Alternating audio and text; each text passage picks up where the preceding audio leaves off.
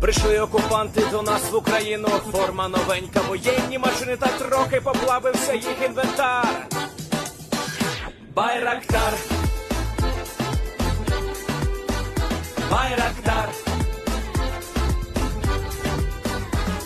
Російські танкісти сховались в кущі, щоб лаптем посьорбати довбані щі, та трохи у чах перегрівся навар. Байрактар, Байрактар. Приперли зі сходу до нас барани для восстановлення великої страни. Найкращий пастух баранячих отар. Байрактар, Байрактар. Їх доводи всяке озброєння різне, потужні ракети, машини залізні, у нас на всі доводи є коментар. Байрактар, Байрактар. Вони захопити хотіли нас зразу, а ми зачаїли на орків образу з російських бандитів. Робить примар. Байрактар, Байрактар.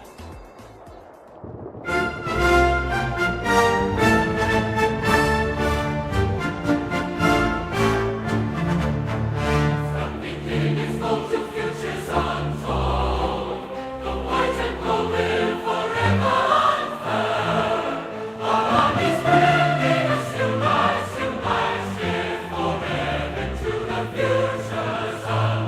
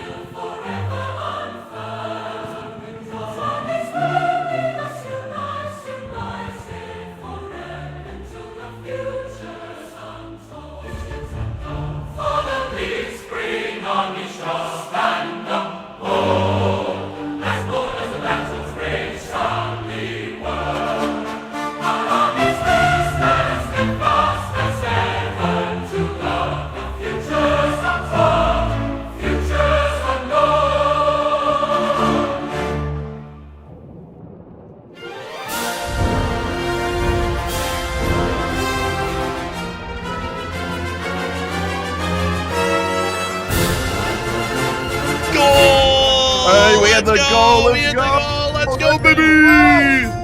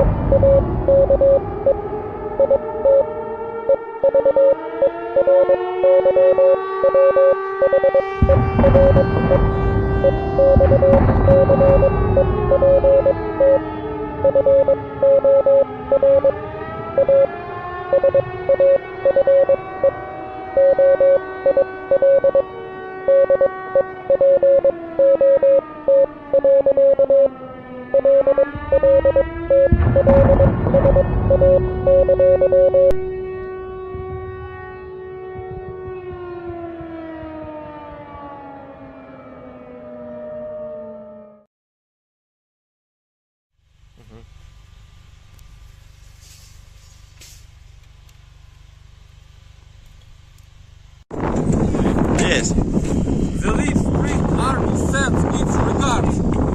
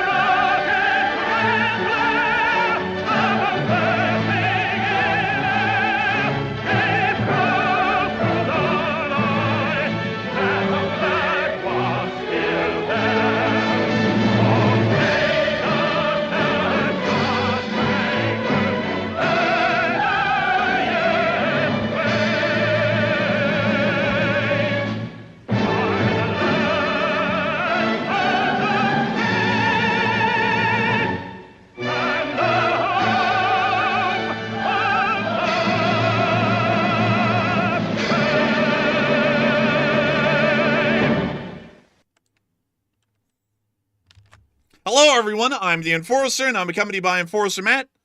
And good evening, folks. It's Enforcer Matt, and welcome back to day 1026 of the news. And it's good to see you all once again. While the fundraiser's gone absolutely mental tonight, we've already smashed the goal before we even started talking, which is crazy. But also, we are seeing today that the North Koreans are fleeing from the Ukrainian front lines amidst heavy losses, and also massive Russian ships have sunk in the Black Sea, creating the worst ecological disaster seen in the Black Sea. And also, Israel's causing 3.0 magnitude earthquakes inside of Syria. It's good to see you all once again. And of course, we're going to be covering the past 24 hours of news from around the world, as we have been able to hear that 2 Russian oilers have gone down in the middle of the Black Sea today after the ships broke up due to poor maintenance and poor quality control procedures by the Russian Federation sailors. It appears that the vessels are currently sinking still at this time, as the bow and the stern appear to be 2 completely separate vessels, at least for the short while before they reach the Moskva at the bottom of the sea. It has created the worst ecological disaster seen in the entirety of the Black Sea's history, but nevertheless is once again showing that Russian oil will go literally anywhere except for safely into an oil depot.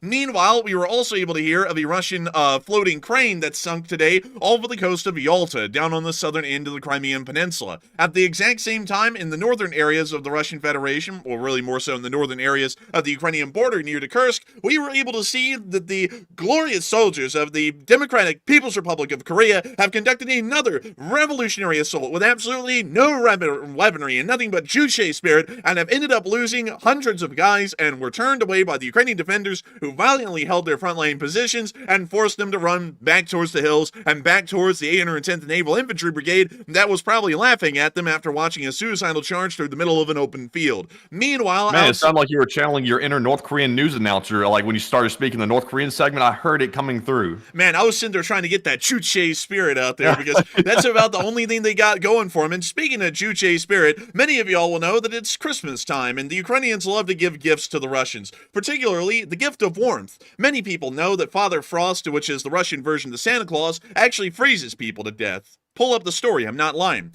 The Ukrainians want to make sure that Father Frost doesn't screw over the Russians this winter, and so it appears that the oil strike that was conducted in Oryol is still burning today. The Ukrainians struck this oil depot 3 days ago, and as of today, it is still burning wildly out of control with wild abandon, and does not appear to be ending anytime soon. A very wonderful thing to know, because it seems as though the citizens of Oryol will have one gift this Christmas, which is the gift of warmth, and warmth they shall receive, because it doesn't appear that the halls of the Russian propaganda narratives are that warm this year, as it appears that our main guy, the devil himself, Volodymyr Sololoviv, many people may remember him because he used to be a propagandist that we talked about a lot on this channel, is now starting to flip the script and is saying that the Russian Federation should have known that Ukraine was undefeatable. It was just simply a matter of fact. A crazy thing to hear from someone who said that Ukraine could be invaded and taken over in 3 days and largely has been a genocidal maniac throughout the entirety of the war. So kind of an interesting twist of events inside of Russia, even showing that their most loyal and steadfast propagandists are starting to lose their faith in the war effort even at this point.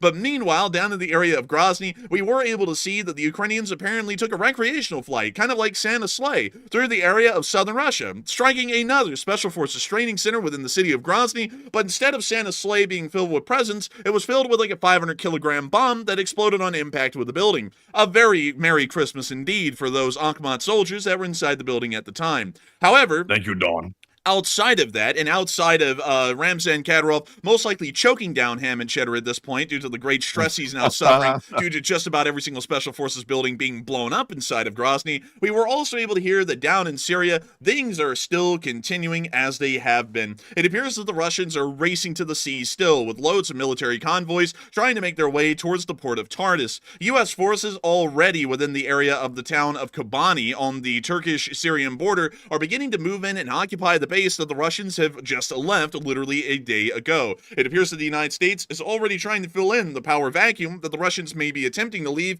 in the military sense. However, it appears that as the Russians continue to drive through Syria, they're finding out that none of the rebels like them, as a decent amount of videos, and we're only going to be showing one tonight, came out showing the Syrian rebels flipping them off as they were driving down the highway. A very warm reception indeed for the liberators of Syria from their own democratic urges and that of the continued dictatorship of the now failed Assad regime. However, it appears that the actual endpoint destination for a lot of these soldiers towards the point of Tartus may not be a safe place to go, as the Israelis did conduct an air operation ammunition today, hitting a Assad regime ammunition depot around the port of Tartus. The explosion was so big that we heard that the director of Oppenheimer got pissed off because it made it look like Oppenheimer was on a low budget with the kind of explosion they had in the movie. The explosion was so big, it may even be bigger if we were able to get an accurate measurement of this than the Beirut explosion of 2020, which practically leveled the entire city of Beirut just about a couple of miles south inside of Lebanon. However, we were also able to hear that around Homs, it appears that the fruits of war are quite evident these days,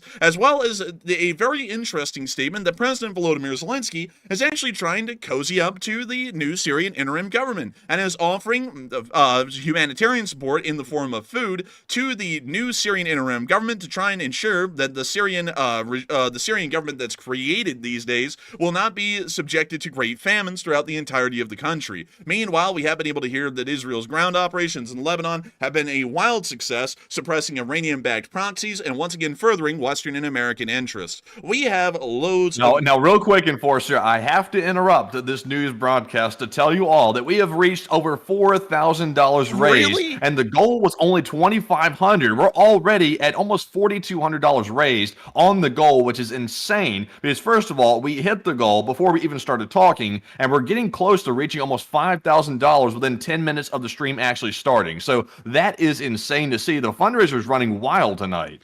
That is absolutely insane.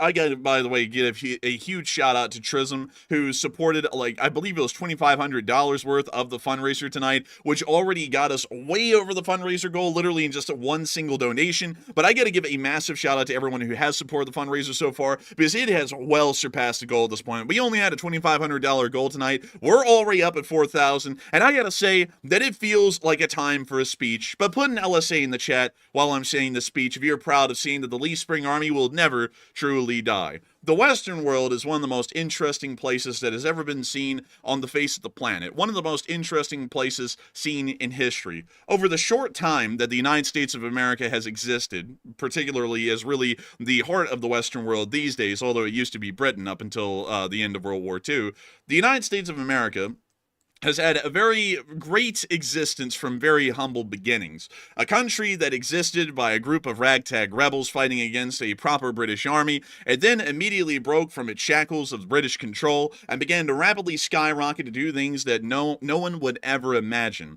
It has surpassed in landmass the size of the Roman Empire. It has conquered some of the greatest countries on earth in the name of democracy and liberty and in humanitarian interests, such as Nazi Germany and the Empire of Japan, bringing forward democratic governments within these countries. We have even been able to see that we have beaten the Soviet bloc as it fell in the early 90s due to US and Western pressures as a whole from all of our allies.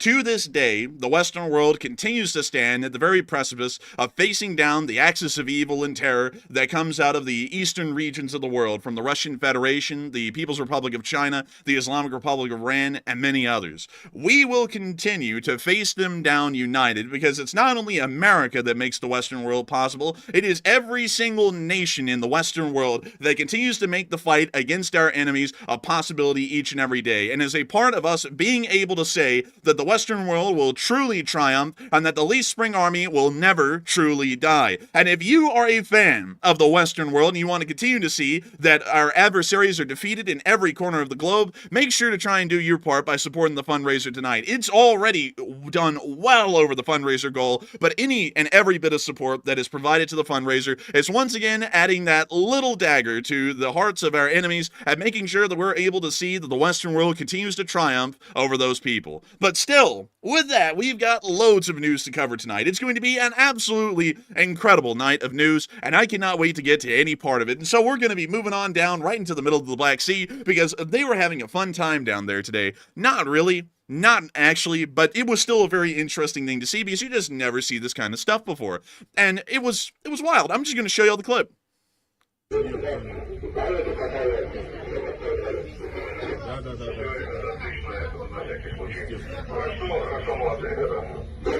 So that looks kind of bad. You know what? You know what this reminds me of? It reminds me of the Titanic. Where's Jack?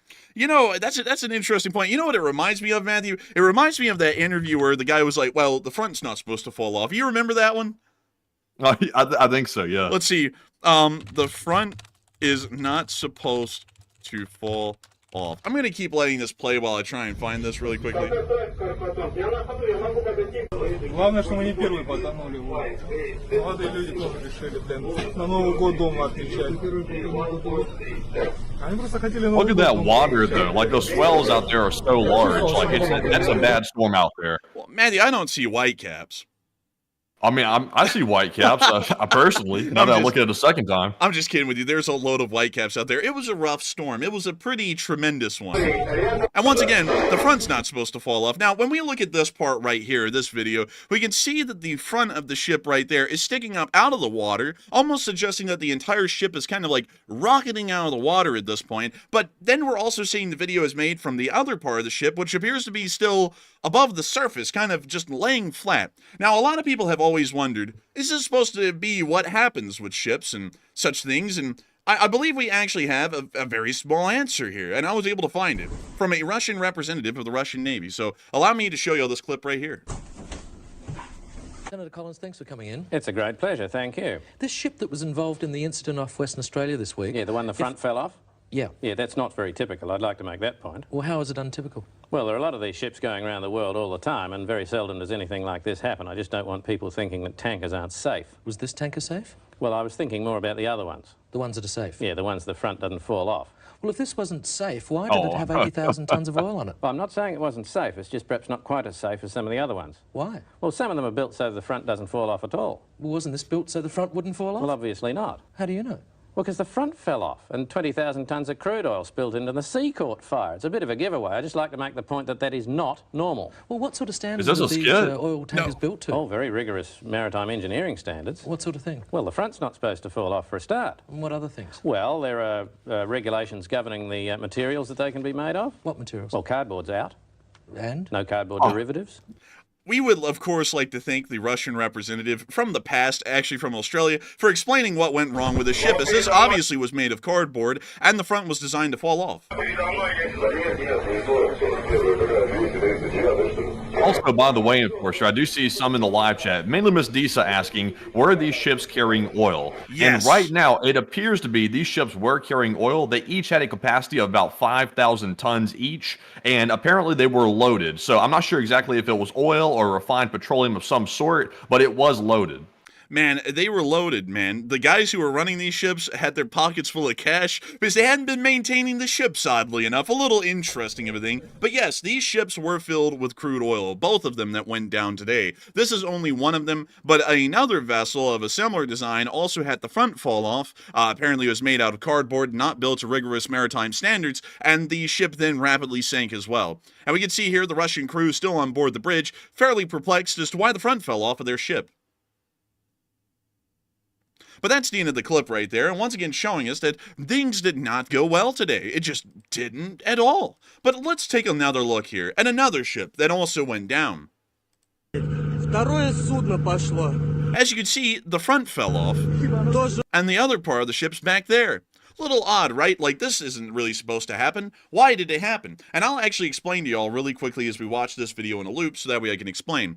Both of the vessels that had the front fall off, to put it that way, or the bow separated from the remainder of the hull, they were never designed for ocean-going travel. They were actually riverboats that were supposed to transport crude oil up and down the Volga or up and down other rivers inside of Russia, like the Russian Don. The Russians, trying to find a way to circumvent sanctions, actually started to send these things out into the high seas, which they simply were not designed to deal with, to start transporting oil as pretty much a ghost fleet of oil tankers, so that way the Russian Federation can still try to make some money, so that way they could try and finance some of the war. That's actually what went on today with the sinking of these two vessels, one after the other in the exact same storm, is that they simply were just not designed to be able to handle this kind of strain. And not only that, we also believe that these vessels were poorly maintained as well, and it may have been a lot like the SSL Faro, which many of y'all will know went down in the middle of a hurricane down in the area of the Bahamas, I believe back around 2016,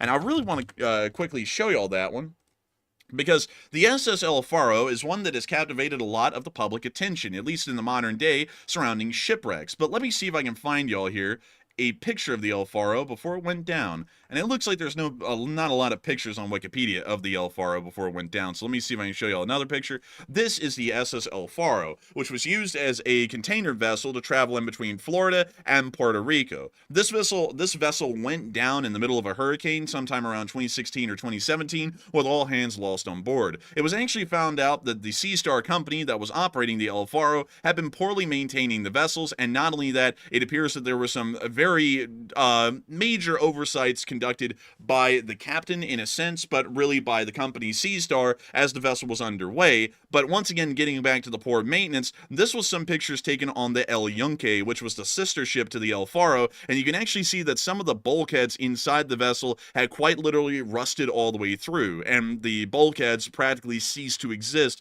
within these areas of the ship. The El Yunque was actually retired from service immediately after the sinking of the El Faro and the conclusion of the NTSB's investigation, and was scrapped a little while later. However, the Russian Federation does not have stringent safety standards like the United States does, and we can see that that's starting to clearly show as two vessels went down in the middle of the Black Sea today, depositing literally all of the oil inside of the vessels into the Black Sea. From what we understand... But just to be clear, though, like these were actually designed and not to be in the open waters like this. They were designed for river sea vessels. I'm assuming that's what they are? Yes.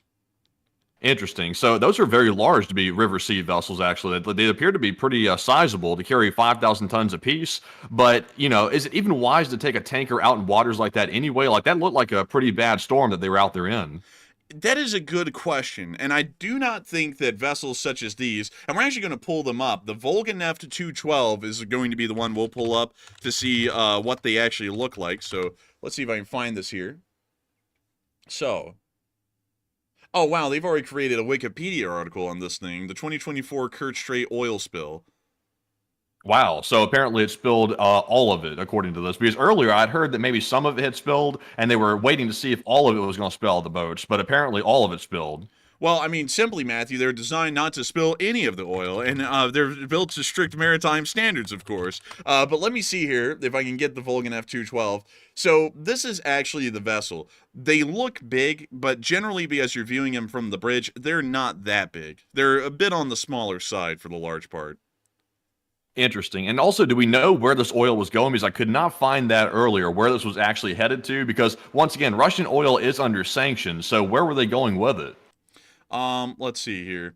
I don't really know. That's a good question. And I would say they're probably traveling to some country. I don't know. That's a great question, because we do know that they're circumventing sanctions. I don't know what countries they're circumventing sanctions to. It may be some East African countries, or maybe some countries within Southeast Asia, or maybe even India or Pakistan. I'm not really sure who it is, though, because right now, I don't know where they were heading, but one thing that is interesting is that we were able to find the Volga-Neft 212 on marinetraffic.com, and it appears that its last reported speed was 68 knots, and I guess that was the vessel rocketing to the bottom of the Black Sea at that point, because there's no way in hell this thing was going 68 knots on the surface. That would be about, I believe, twice as fast as one of the fastest destroyers the U.S. Navy has in service currently. But let me see if we can get any information on the length of the vessel. I see that David Bailey in the live chat, he asked a good question real quick, just to address this one. He said, due to the war, who cleans up the spill? And I'll be honest with you, like earlier when we were watching the footage coming out of the rescue that Russia was trying to mount to save their guys out of the ocean, it was not going good. It was very chaotic, and I think 13 people are still unaccounted for, because there were about 30 people between the two vessels that sunk, and they were only able to get like 10 of them out, and the rest were unaccounted for. So I'm not really sure if Russia even has the ability to mount a proper cleanup to this, so it's probably going to fall on somebody else to pick up the tab on this. I'm not really sure who, but Enforcer, who do you think? Like, who's going to jump into this? Probably everyone's going to get involved, because once it starts to enter their waters, it's their responsibility individually. So Romania, Bulgaria, Turkey, Ukraine, and Russia will probably all be trying to clean up the amount of oil that makes it to them in some way, shape, or form, but it's still going to be an incredibly difficult task. Pretty much the entire area just got toxic shock shock from this amount of oil that just got dropped into the Black Sea. So it probably will not end up well on a recovery and cleanup side of things, even if they tried incredibly hard. And also due to the ongoing war, cleanup efforts for both the Russians and the Ukrainians will be a lot more difficult because they'll probably be actively targeting and destroying any of those vessels, believing that they may be military in form. But we were able to get a length on the ship. The overall length is only 136 meters, so this thing is not that long. And I'll put that into feet, meters to feet, so that way all of our American viewers like myself can know the exact length. So this vessel, wait, hang on, 136 meters. 1 second, y'all. 1 second. Bless me. Bless you. The total length of this vessel was only 446 feet, and we believe that the other vessel that went down, the Volganeft 239, is also a similar design vessel as well, so they weren't incredibly large. They were only around 446 feet long each, which is not that big for an oil tanker. A lot of oil tankers can get up into being some of the longest vessels seen in the world. In fact, some of them actually are the biggest ones seen on the planet. And let me go get y'all the average oil tanker, or a general picture of an oil tanker, like, let's see, this one right here. I believe this one is around 1,100 feet long, if I remember correctly. There was one that was built that was so large they actually had to scrap it because it was too big to be used for anything at that point. But let me see. What a goofy reason to scrap a ship. They start building and they're like, no, this thing's just too big. Just cut it up and get rid of it. Well, no, they actually used it for like a year and a half. But the problem was is that it was so big, I think only like 3 ports in the world could actually have the thing dock at the port. So then they were like, you know what, this is uneconomical because we can't use it everywhere, so we're going to scrap it and get rid of it. I forgot which one that was called. I think that was the actual answer, but as to why it was done with. But let me see if I can get y'all an average tanker of the modern day and give y'all a little bit of a size comparison here. Here you go. Well, I don't know, but you can kind of get an idea of the size of these things. Way larger than the smaller ones that went down today in the middle of nowhere. Oh, you know what? Here's a good comparison. So the one that went down today was about 446 feet long. The largest ship in the world is the oil tanker Knock Nevis, which was 1,503 feet long. Just to give you all an idea of how small in the scale of things this oil tanker is compared to others. And this is one of the larger ones out there in the world these days, is the Knock Nevis. I believe it is the largest ship in the world currently by raw length. But nevertheless, it is pretty wild to hear and also see that 2 of these went down today. And it seems as though a lot of people are trying to find out, why did they go down? What happened with these? Why did the front fall off? And it appears that many people are saying that they are poorly maintained ships, not that they're river vessels that were in the wrong place in the wrong time, because these were built to stringent maritime standards where the front will not fall off. And therefore, it has to be because they're poorly maintained. Others are saying that the storm sunk them, which once again is a bit outlandish because these were designed to strict maritime standards where the front wouldn't fall off. Others are saying that it's Ukrainian sabotage, which seems somewhat likely because they are designed to a stringent maritime standard where the front doesn't fall off. And some others are unsure and undecided simply because the maritime standards were just so stringent. The front was not supposed to fall off. But Matthew, what are people thinking here, and what are you thinking as well? All right, so 59% of the audience said they are poorly maintained ships, and that's probably the reason why it sunk, while 18% said the storm sunk them because of the very high swells and waves, and 15% said it was probably Ukrainian sabotage. And the only thing, in my opinion, sort of lending the hand to the idea it could have been Ukrainian sabotage was there were 2 oil tankers that sunk, and that's about it, because outside of that, there's really no evidence that Ukraine sabotaged anything. I think Russia actually sabotaged themselves in this one. The ships were poorly maintained. I think that's pretty much a fact at this point. Many people were saying that the ships were not being maintained properly, or at least according to anecdote. And of course, they are river sea vessels. And I don't think that in itself is a reason for it to sink, because once again, river sea, meaning both river and sea. So it's supposed to be able to go out here and handle the waves, but I'm not sure if these waves, these massive storm waves, were actually what the vessel was intended to handle. I think that might have been too much for it, even for a river sea vessel. So it caused it to crack and literally split like the Titanic, and that's what caused it to go down. So I'm pretty much with the 59%. It's probably because of the poorly maintained ships. But Enforcer, what say you? Has anyone known where the skipperman goes in the big lake they call Big Sugarby? You know that song, Matthew? The Evan Fitzgerald? No. No. You don't know it?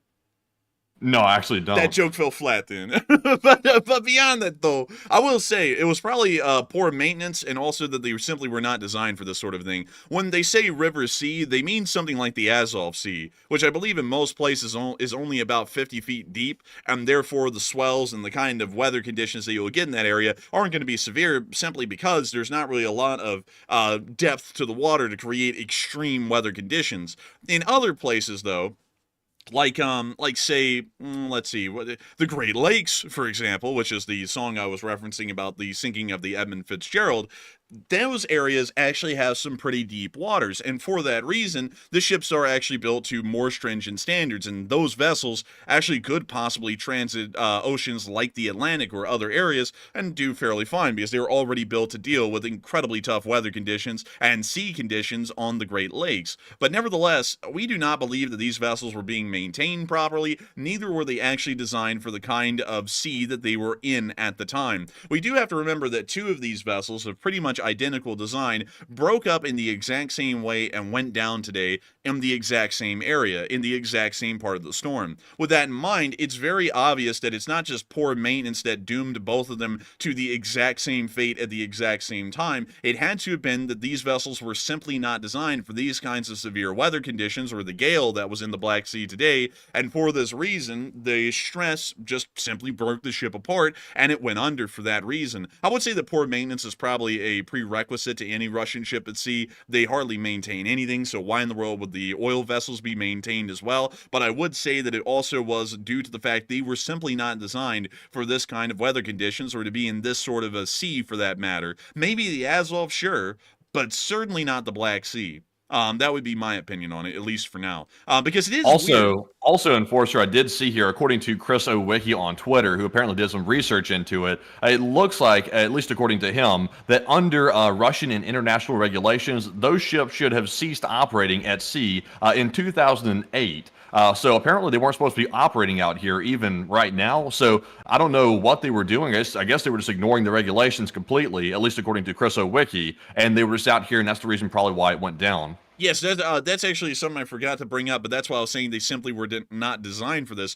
They're old enough, as well as not really designed well enough for this kind of seafaring activity in the Black Sea, that they shouldn't have even been out there.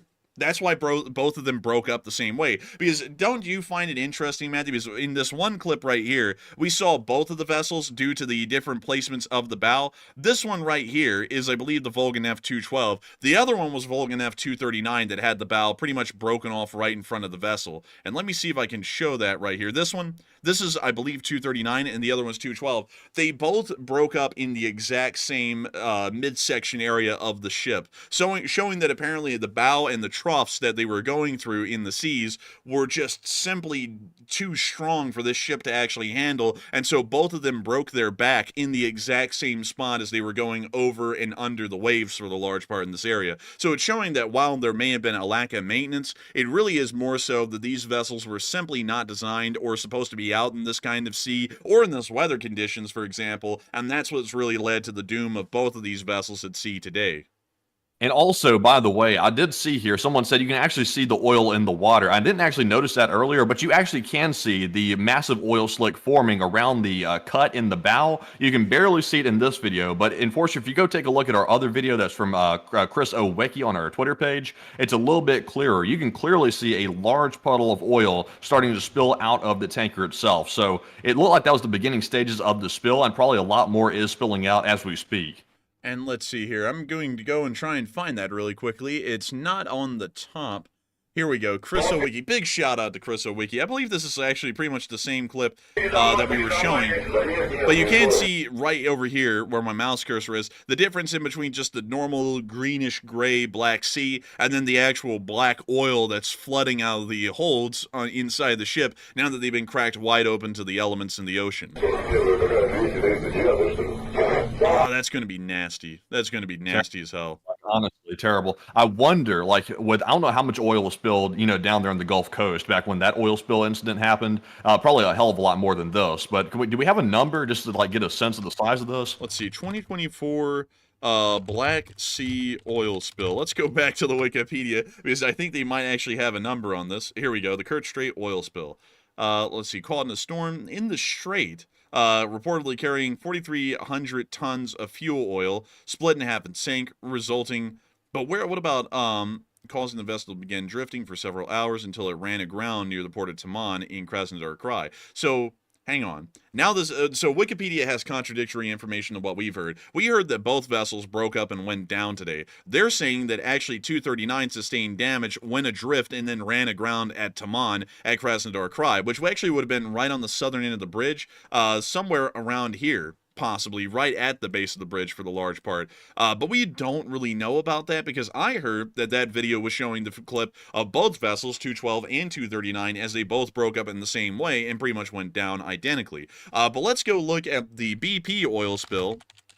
So I actually got the data right here. Apparently, the BP Deepwater Horizon oil spill, at least according to what's being shown here on Google, released approximately 225,000 tons of oil. So that was considerably larger than what just happened in the Black Sea, actually by leaps and bounds larger. Because so far, it looks like about 5,000 tons of oil, I believe, was spilled in the Black Sea. So it was like infinitesimal compared to what was done in the Deepwater Horizon one. So for the large part, this is a drop in the bucket compared to the BP Gulf oil spill that happened back in our day. And I remember that one was bad, man. People were not even eating seafood that came from the Gulf for years after that because most of it was There's also oil washing up on the shore. Also oil washing up on the shore, you know, like in big balls of oil, and it's like getting all over the pelicans and stuff. It was bad. Yeah, they used to, don't you see, back in the day, anyone who grew up as a child in the South like me or was just alive in the South during that time would remember all of the Dawn soap commercials on TV where they were washing that same pelican over and over and over that was covered in oil with Dawn, and they were like, Dawn, it saves everything. It's saving the planet. And you were like, oh, Dawn. So I think everyone in the South uses Dawn these days. I don't know if it was because of that or what, but nevertheless, this is a drop in the bucket compared to the Exxon Valdez, or for that matter, the BP oil spill in the Gulf. So I think the BP oil spill was the I don't think that was the Exxon Valdez, but nevertheless. So the Deepwater Horizon was at 225,000 tons of oil that was released. That was one of the biggest ones that everybody probably remembers. The Exxon Valdez oil spill released approximately 35,000 metric tons of crude oil. So that one was a little bit closer to what happened in the Black Sea, but it was still much larger by pretty much leaps and bounds. So it does seem as though this may be the worst one that's ever happened from what we know in the history of the Black Sea, but it pales in comparison to the good old US of A, because boy howdy do we know how to have a gold spill. We had the entire Gulf of Mexico covered in a nice film of oil for years. It was amazing stuff. Like, you could look out over the sea and it was just brimming with darkness and tar balls and also everything else. It was a pretty horrendous thing, I'm not gonna lie. But anyways, moving on from that and kidding about the BP oil spill, it is now time. Also, by the way, just want to say, because someone's about to say how insensitive you or something like that, we did not go and have a beach vacation for like 6 years because you couldn't even swim in the water because it was pretty much that filled with oil. Like, there were tar balls that would literally just wash up on shore right next to you, so you're literally swimming in like an oil soup. And also there's some of our there's some people that we have as family members that were also pretty affected pretty badly health-wise by the stuff, because it's just not great to be around. It's toxic for the large part. But anyways, moving on from that, and on into our next little bit of news. Not only did the 2 oil tankers go down in the Black Sea today, but we also got to hear that a Russian floating crane also sank today off Yalta. Look at this. There it is, and it's going under. Can we get some zoom on that? I can barely see it. Sure. There we go. It was a bad day for the Russians at sea, I would say. It was just a terrible day, honestly.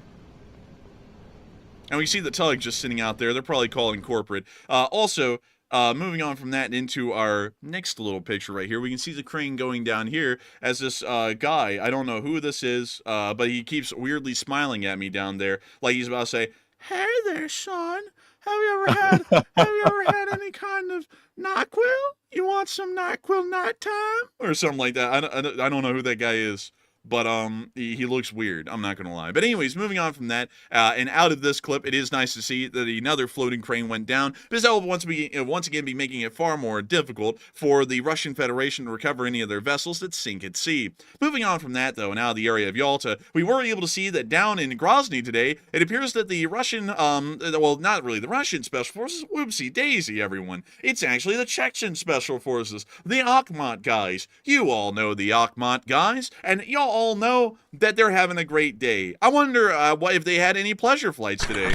Oh, look, one of them's coming in. They're landing. I wonder how their flight was. Hey, Vadim, was it good? Yes, it was great. I'm assuming it wasn't. I'm assuming he didn't enjoy the flight because it looks as though his reaction was explosive when coming back down to the ground. Oh boy. Just sending a whole Cessna to take care of the job. Dang. You know, that's real bad when something that size, like a small aircraft like that, a Cessna-style plane, can make it through all your air defense without an issue at all. Oh, their air defense consisted of AK fire. I heard another video where they were just firing AKs at it, and that was it. No real air defense at all. Man, well, you would think that considering they're being trained by the Special Forces, they'd be able to shoot it down. Like, you know, you'd think that'd be a bare minimum. What was that? Was that like a Baofeng radio turning on? I think it was. It was. Man, that guy said, now on Chi. It's like... Медчасть, девочка, это, Юсуф, медчасть, девочка, это. Какая дело, там, сама, да, алхамдулилlah. Казарм чуажа, дия, казарм чуажа. It's казарм чуаус. The building appears to have disappeared that the plane ran into. Let's look again. So there was the building down there, as y'all could see, it actually had a roof. But at the end of the video here, when he looks at it, you can see that the roof is now missing, and it also looks like the building itself is missing, including the foundations. But let's go back and just watch the beginning of the clip again, as Vadim comes in and lands his plane very safely, very calmly, and uneventfully at the Special Forces building.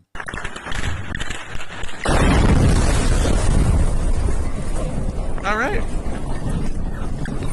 Well, you know, I mean, I guess he just didn't have a good day flying. What can we say? But really importantly, we always have to remember that there's always one frame that we can always look at to get a bit of comedic quality out of, and it's this one right here. It's literally just a Ukrainian light sport plane that has a giant bomb inside of it, flying right at another Special Forces building in Grozny, and no one had any ability to stop the thing. The jokes make themselves at this point, and that's all really we could say about what happened in Grozny's day. But you know another joke that's out there right now? It's the North Koreans. Crazily enough, these people have been proven combat ineffective in 2 days. Like, that's what I think we're largely seeing at this point. Because we were able to hear a little bit of info from a Ukrainian journalist today about the North Koreans and what happened today near Bolshoi Solnatskoy. So let's read. Also, by the way, this is the English translation. There is a Ukrainian translation here, so this is not fake. It's simply that there's multiple languages in the world, and someone likes to translate them, so that way we can read them, because I can't read Ukrainian. So anyways, moving on from that, in Plakove, in the Kursk... Wait, hang on. Let me read this like a proper news reporter. In Plakove, in the Kursk region, North Korean troops managed to take settlements on December 7th solely due to the scale of their infantry attacks and massive losses. In the video above this post, North Korean soldiers have been seen fleeing from Plakove after Ukrainian fighters repelled the first wave of attacks. But then came the second and third waves. According to those who held the defense in the settlement, the North Korean soldiers attacked in overwhelming numbers, or rather, in a mass. At least 500 North Koreans participated in the assault. The advantage over the defenders of Plakove in terms of infantry was at least 5 times, and when considering the heavy casualties that could have been evacuated, it was likely even more. The assault has been planned for a long time. The village was practically surrounded, and supplies from the Ukrainian military were mostly delivered by drones, a scarce and very dangerous situation. As a result, the Russians, together with the North Koreans, were able to move forces up close to Plakove at night and launch an attack from 5 directions. This was likely also due to the fact that the unit holding Plakove lacked night reconnaissance drones. Through the unit, they had repeatedly asked commanders for night surveillance support. Some of the heroic fighters, after cutting down Kim's soldiers, managed to retreat from Plakove. An incredible success and a victory for the Ukrainian defenders. The North Korean dead were later transported out by trucks, and their casualties may have been accounted for up to half of the soldiers involved in the assault. From this video and what the fighters say, it's clear that North Korean soldiers will continue to fight in mass waves, disregarding losses. They will be used for large-scale attacks and psychological pressure on the battlefield like locusts in a swarm. But nevertheless, let's get... Oh, the humanity. Oh, dear. The North Koreans are getting slaughtered out here. It seems like it would have been better if they just stayed at their homes. And speaking of which, we actually do have the videos of what happened. And here we go. Here it is, right here. This is supposedly video of the North Koreans in Kursk. Now, notice how they're all grouped up in little bunches. It's very interesting. They're actually, like, broken up into about maybe let's see, about a squad, like a technical squad, which would be a group of 4 guys each. Excuse me. Squads in the Western world are larger than they are usually back in the day. Squads at the beginning of the inception of the squad used to be quite literally 4. Squad it literally means 4. But nowadays, a infantry squad here in the Western world may consist of 10 to 11 or maybe even 12 guys, which back in the day would have been equivalent to about a platoon-sized unit. But we can see here that they're observing the North Koreans, and it now appears that they're making their way across the open field. An old 1950 style as well. Literally just run. Also, something I noticed earlier is they're actually not entering the battlefield in an orderly fashion either. They're just running in all over the place. Like there's no order at all. Yeah, there really isn't any order. There's no order at all. Just look at them. I mean, it's At least they're not grouping up. I mean, they are definitely spread out, but still, like, nobody's in charge, it looks like. Man, they do not believe in two group. They believe in, okay, guys, go. And then they just start running. It's just like, okay, well, they're all running now. But really quickly, I have to get y'all this North Korean style kind of a thing, because y'all have got to understand what's going through the mind of these North Koreans as they conduct their epic march across the fields. Let me make sure that we get this all set up for y'all properly, so y'all can really, like, enjoy and really understand. Oh. Okay, well, apparently I can't show it to y'all because it's a little spicy. I promise y'all it's not. I don't think, you know what, let me take that off screen. Let me go check it, because I swear that it's not. I watched it. It wasn't that bad. Hang on, y'all. Let me go see. So there they go, running across the field. Yeah, okay. Okay, folks, so this is a totally different video that I'm bringing back on screen, but it is safe. It is 100% safe. I checked it. It's good. I promise y'all that. So we're going to move this back over here, and then we're going to let y'all get the true understanding and comprehension of what's going through the North Korean minds as they run across this wide open field and towards Ukrainian positions. So here you go. And here comes the music, just to make sure that y'all get the concept here, that what's going through their minds. So we can see them literally just running across the field. It's been about a mile since they started, and they're just still charging at this point. I love this. It's quite truly what the great leader would want. It doesn't appear that there's any organization, formations, squad leaders, anything. It's just raw, overwhelming brute force thrown straight at the Ukrainian position, and they're praying that it'll make it through. The great leader forgot to impart his knowledge of battlefield tactics on these ants. And we can see the artillery raining down like it's World War I as they continue to fail the advance.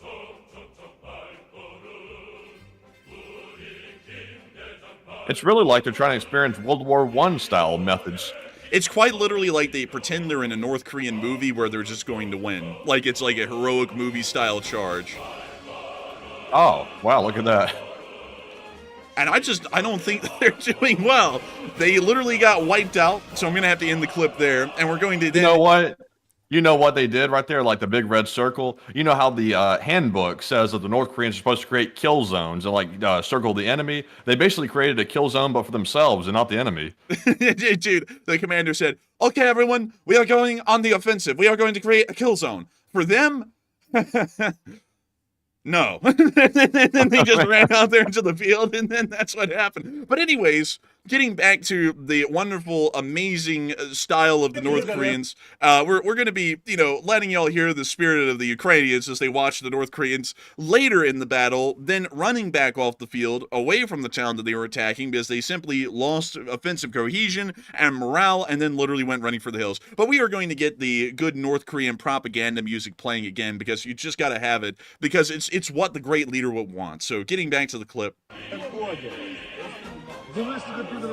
we can now see that they're running the opposite direction from the Ukrainian positions at the same speed because they simply lost.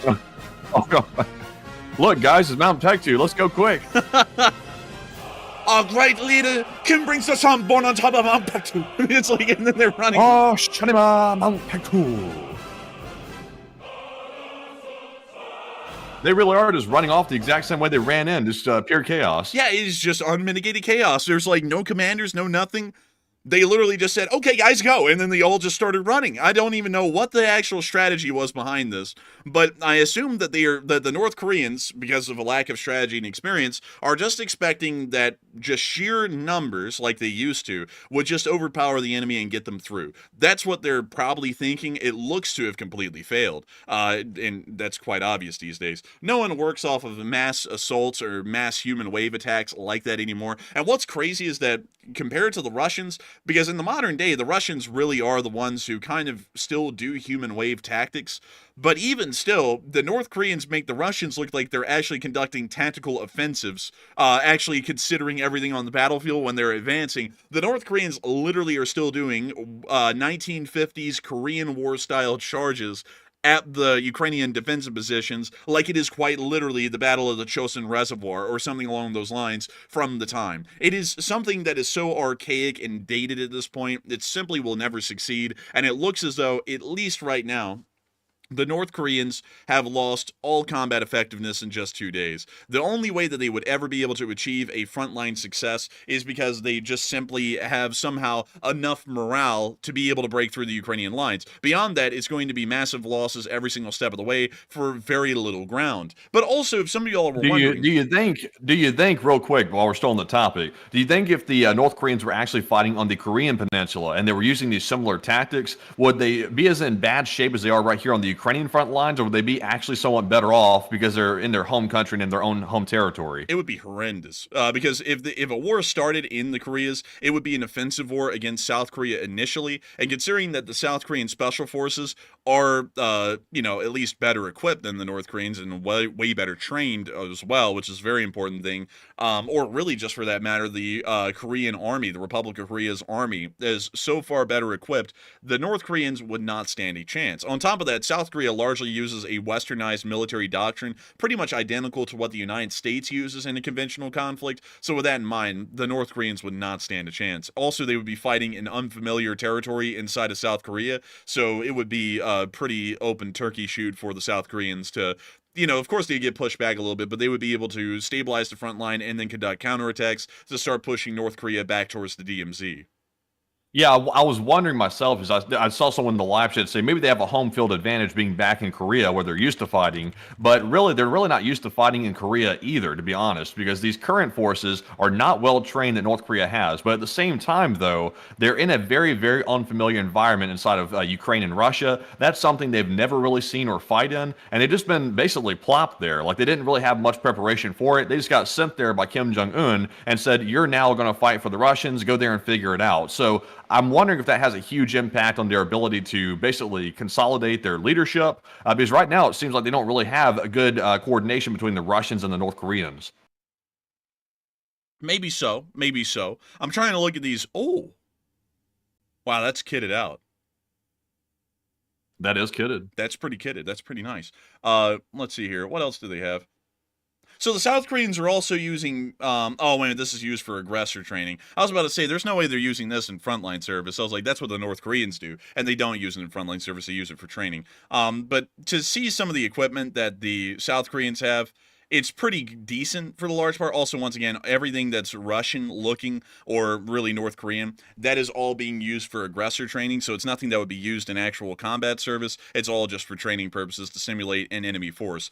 But really quickly, let me get you all the Korean People's Army, because that's what the North Korean Army is called, the KPA. And let me go grab that really quickly. And so here we go. Here's the Korean People's Army. And this is a very interesting thing to talk about here, because I have to show you all their equipment. So let me see if I can get their equipment. Conscription. We don't care about the conscription. We know that they're being conscripted. And so here we go. Here's the ground force. And so then we want to go and find the equipment. There we go. So before we move on, though, well, actually, we will be waiting to cover that here in a second, because we want to talk about the South Koreans versus the North Koreans. So, first off, Matthew, let us see what kind of pistols they have. They have an unlicensed copy of the FN Browning M1900 that has a suppressor attached to it. Now, that is not a good thing, because the effin' Browning 1900 is literally produced from 1898 to 1909. These things are so dated at this point, it's insane. Like, and also the caliber that they shoot isn't really that good for military service. It's a 32 ACP, which is not it's not terrible. I would have to say I'm a big fan of 32 ACP, but in a modern military sense, 32 ACP is literally flinging rocks at someone. This is most likely not going to do anything to anyone, especially with the amount of body armor, and also due to the high inaccuracy that would be seen beyond about 20 yards or so from this pistol. So this is not good. I don't know why they have these. Also, wait a minute, real quick, Enforcer. We just hit $5,000. No way. We just hit $5,200 thanks to Frank the Tank USN, and that is wild. We have doubled our goal and then some thanks to the humongous donations coming in tonight, and pretty much all the donations as well. So that's crazy. $5,200 raised so far. That is insane. Crazy. I mean, this is the biggest fundraiser we've had in like a year. This is insane. And I got to give a big shout out to every single one of y'all for making this thing possible. But also, Matthew, you know something I just realized, Matthew? That pistol right here with a suppressor. Didn't Luigi use that? No, Luigi didn't use that one. Ah, hell, I thought he may have. They have macros, but Luigi, I think he used those red and green turtle shells, you know what I'm saying? I think he did. Yeah, I think he did. It was against some... Hey, Mario, have one of these. You know, I heard, Matthew, that they added a new map to the whole, like, you know, racing game that they have there. I think it's called the United Healthcare Headquarters or something like that. It's an interesting one. You know, it's a pretty rough one. But anyways, moving on from that, though, we were able to see that the submachine guns of North Korea aren't really the best. These are World War II era. These are also World War II era. That's literally a steel pipe. These are Czech, but they're not really that good. These things are called the VZ-61 Scorpion, or as we like to call them, the Club, and they're pretty bad. They also have these, the Type 98, which is pretty much their version of the Bison. Not good. Yeah, it looks like a clunker, bison, whatever you want to call it. I call it trash. They also have that riot shotgun that the Soviets kind of didn't like even. Also, they have other weapons as well. They have AKs. That's it. Like, that's just it. They have different variants of AKs. They may have some AK-12s, but those have been given to the North Koreans in Russia. So that's not in North Korea at the moment. They also have these bullpups that look terrible. They look like something that Norinco made, and they probably did. And let's see. They have some rip-off M16s, the Norinco CQ, which is literally just a rip-off of the AR-15. They also have some great snipers, by the way. I forgot to mention this. They do have Mosin and Gauntz from pretty much the 1890s as their snipers. Not bad. They also have these, which are kind of like their version of the SVD, but we have not heard anything good about them. And then they also have some SVDs, but not that many. They also have a great wide variety of Soviet antique machine guns, and then also they do have Soviet antique tanks. They also have the Chonma 2, which is technically a brand new tank. You can see Kim Jong-un's fat face smiling out of the driver's Oh my God, right that's there. him in the tank? Yeah, that's him in the tank. I don't even know how they got him in there. Bro. I don't even know how he fit through the hatch. I think they had to lift the whole top plate off, have him sit down, and then weld the plate on top again after he got in. But there he is driving it. But still, that's their newest tank. We largely believe it's some sort of a modification of older main battle tank styles, because there's just so many things that are incredibly odd about this vehicle that make it seem it's a propaganda piece. They also have some pretty antique APCs from both China and the Soviet Union. These also, by the way, are pretty much just BTRs that have some slight North Korean modifications made to them. We can also see that they have the normal kinds of supply trucks and such things.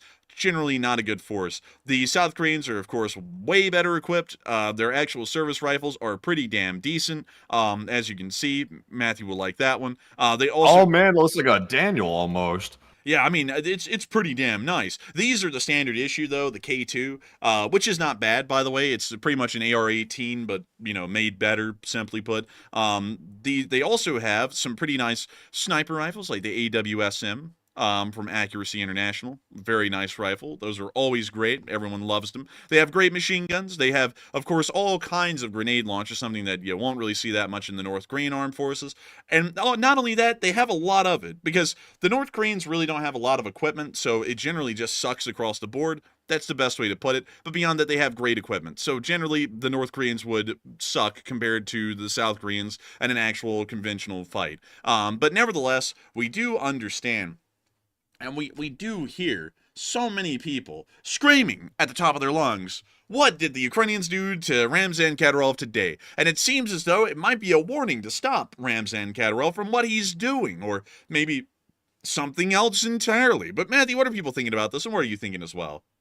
All right, so right now the poll says Ukraine's launched another major attack on the Chechen capital of Grozny. And why is this Ukraine's new focus? Because you've seen a lot of attacks being launched on Grozny in the recent weeks, and it seems to be ramping up quite a bit. So 46% said it's a warning to stop Ramzan from being involved in the war, while 17% said it's purely revenge for the war, and 19% said Ukraine is actually at war, basically with Chechnya. And I would say, considering the fact that the thing that Ukraine keeps hitting every single time in Grozny is the Special Forces headquarters and also buildings having to do with staging sites for basically sending troops to fight in the Ukraine war, I would say this is probably a warning for Ramzan to step away from the war, or otherwise Ukraine will start launching even more attacks on Chechnya. So I'm with the 46%. I believe this is a direct warning, and today they sent in the largest one yet, a whole Foxbat with tons of explosives on board to hit that building, causing a massive explosion. So that was a very, very strongly worded warning, unlike what we see here in NATO. Our warnings are written on paper, and Ukraine just sent their warning in a plane. But Enforcer, what say you? Man, I'd have to tell you, I think the Ukrainians are really sending a message through these pleasure flights into Grozny. I think they're trying to tell him to stop what he's doing. Maybe even pull the Akhmat out of the war and kind of get a little bit more low-key up in there.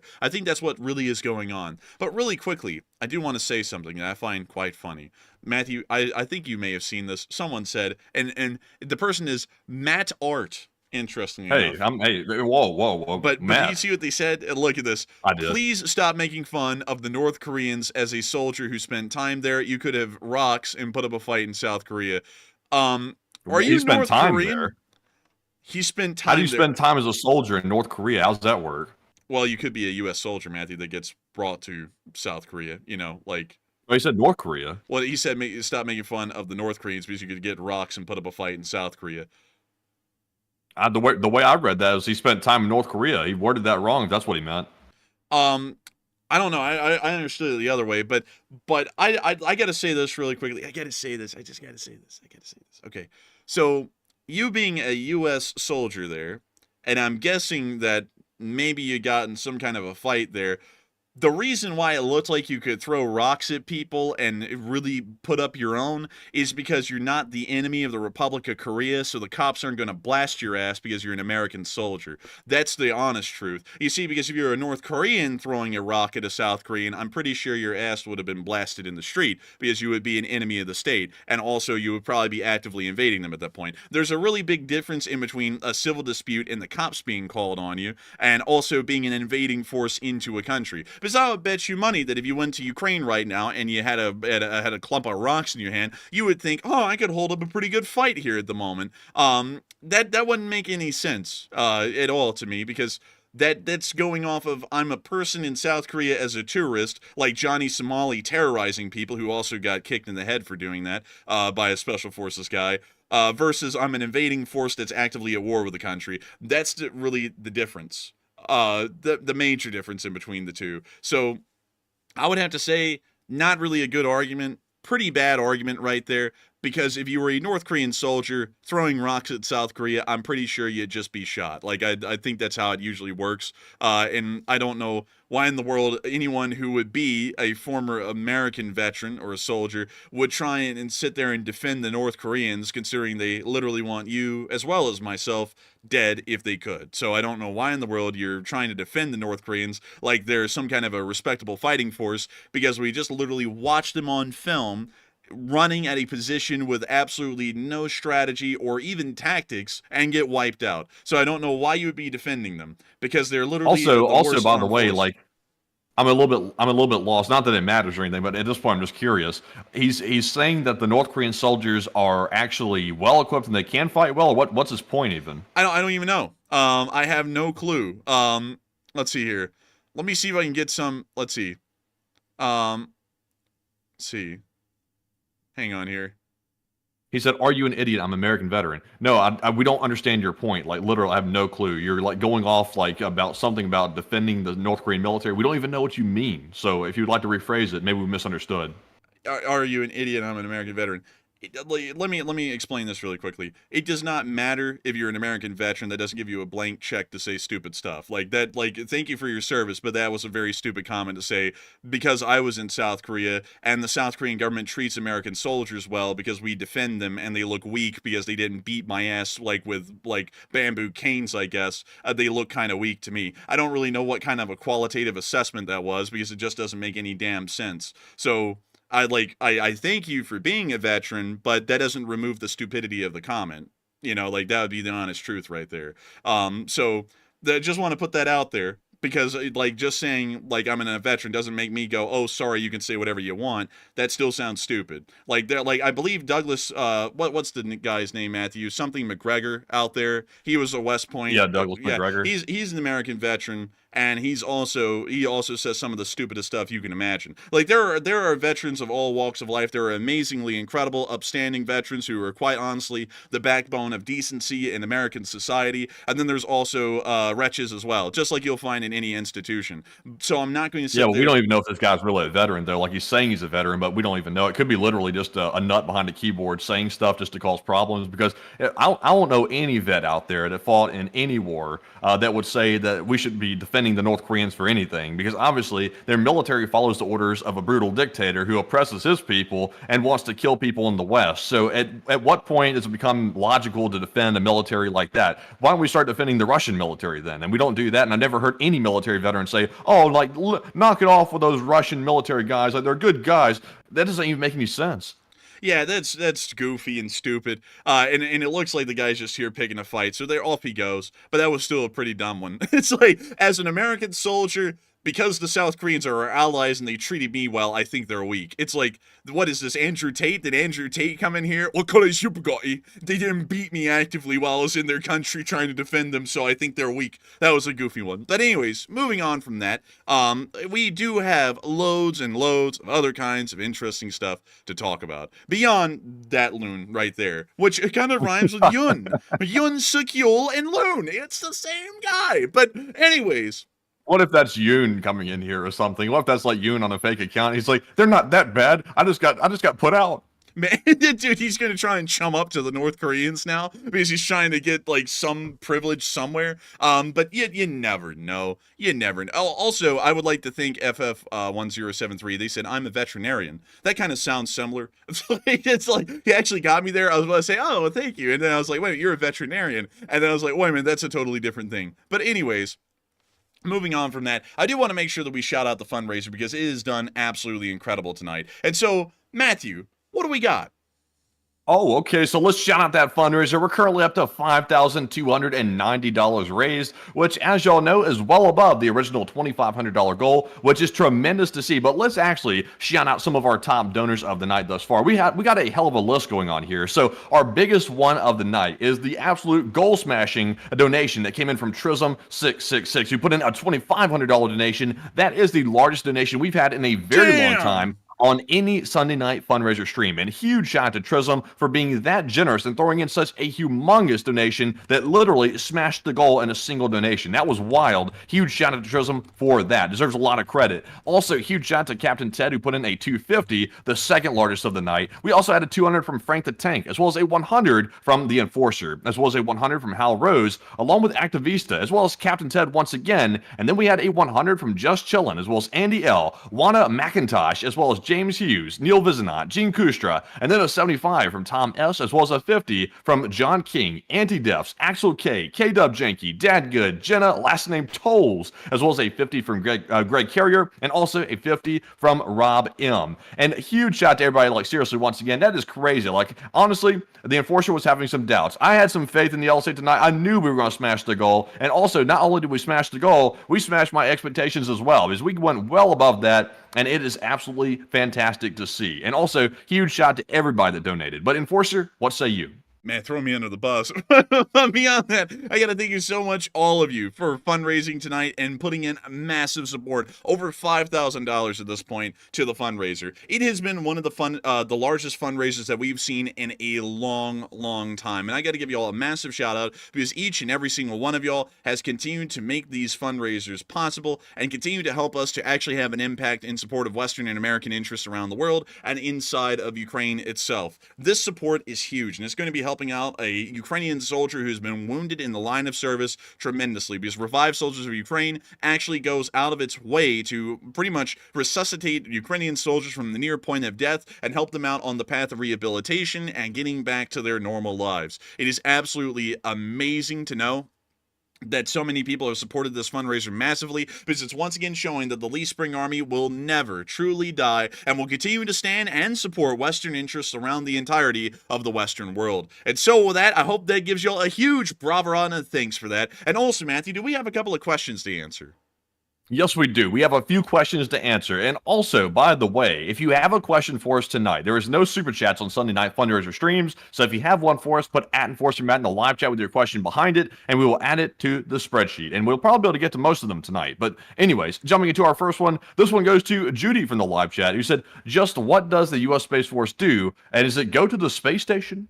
That is a great question. What does the Space Force do? That's something that never really has been answered before, and that's why a lot of people think that the U.S. Space Force is kind of a joke. The U.S. Space Force actually has a myriad of missions that's very interesting. It really just doesn't include that of being in space alone. So here is the United States Space Force symbol. Interestingly enough, a lot of people are going to be like, they ripped it off from Star Trek. Actually, Star Trek ripped off the U.S. Air Force first, because the U.S. Air Force was pretty much the first one to have this symbol. They ripped it off from the Air Force, and then the military once again reminded everyone that it's actually their symbol in the first place. I forgot what it's actually called. It's a delta of some sort, but nevertheless, it's been used in the military for quite a while at this point, around 80 to 90 years. But beyond that, though, the Space Force has a wide variety of missions, and to explain where the Space Force came from, many of y'all will remember that back in the day, the U.S. Air Force was the one that largely operated all of America's military satellites that were in orbit, and also conducted a lot of missions that sometimes were in space. Most of those largely working on the intelligence and also communication side of things for the U.S. Armed Forces.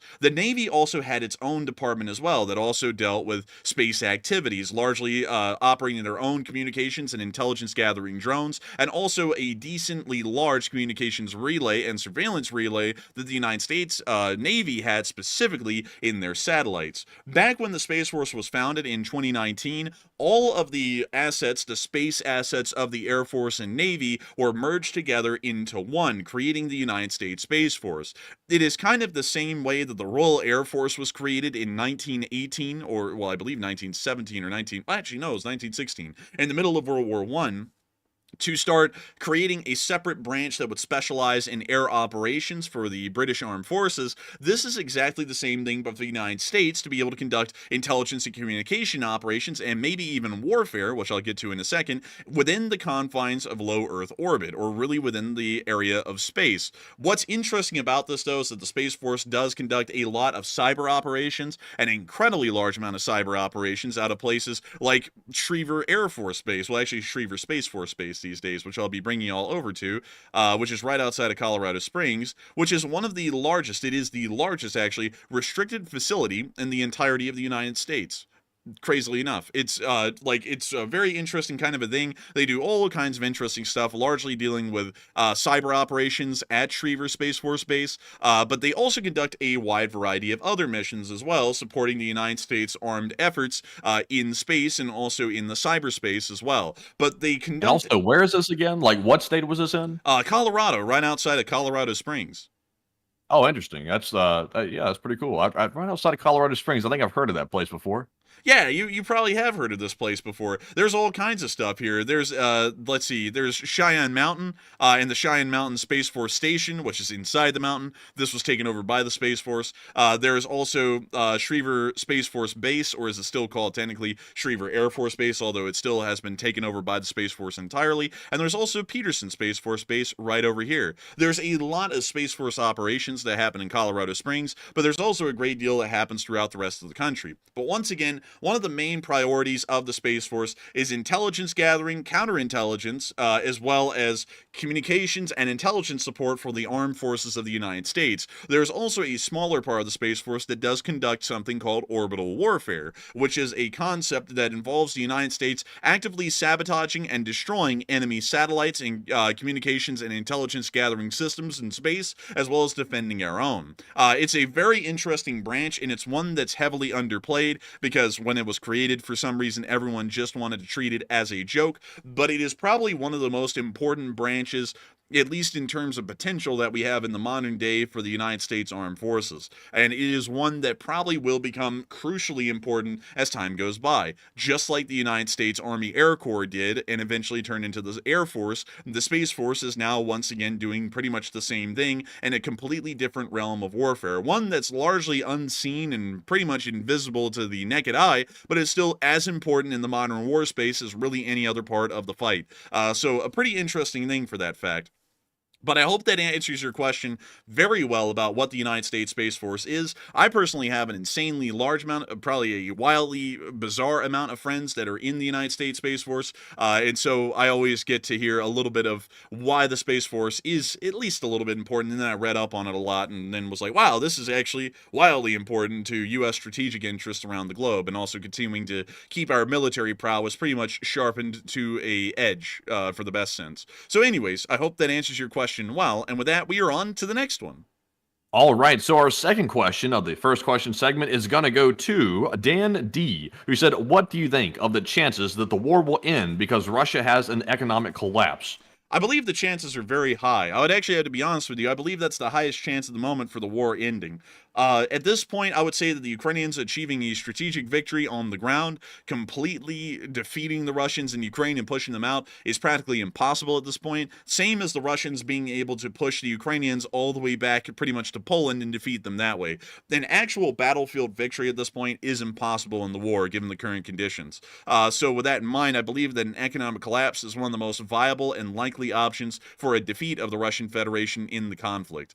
So I hope that answers that question well, and we are on to the last question of the segment, and then we're going to be getting on into the rest of the news.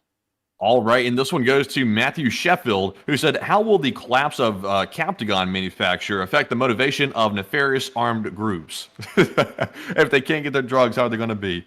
Wait, can you reread that again? He said, how will the collapse of the Captagon manufacture affect the motivation of nefarious armed groups? Can you explain this question to me? Because for some reason I'm not understanding the premise. So, Captagon is first of all, it's a drug that the Assad regime was manufacturing. I'm not sure who they were giving it to. I guess they were maybe giving it to the troops, perhaps. And it sounds like Matthew's asking, now that they've eliminated the Captagon drug manufacturing in Syria, how will that affect the motivation of these nefarious armed groups?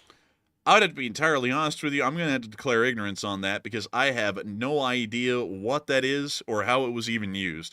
That just got found out by me right now. I did not know that there was such a thing as Captain America drug, and so I'll have to go and look into the Captain America drug a little bit more.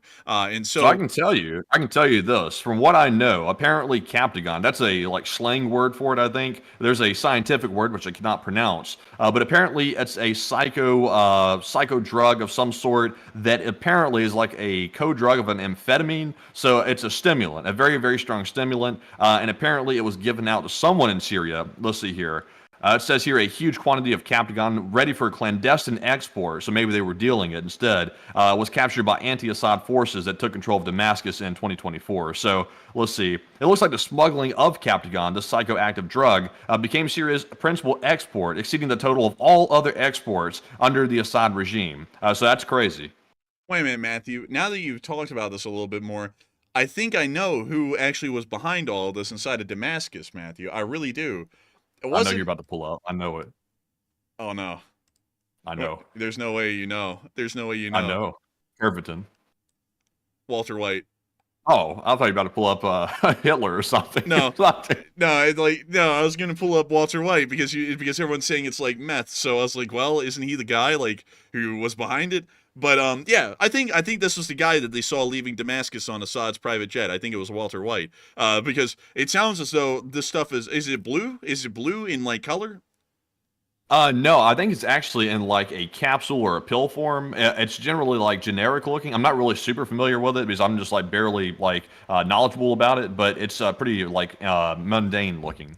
Interesting. It kind of just sounds like Pervitin, though, so I wouldn't really worry about it too much. So now knowing just a very basic, minimal level of information about this thing, I would say they're probably going to be fine because this probably was hardly used by anyone, and Germany ended up being fine, and everyone was methed out in Germany during World War II. That was just kind of the reality of the thing, and they ended up fine.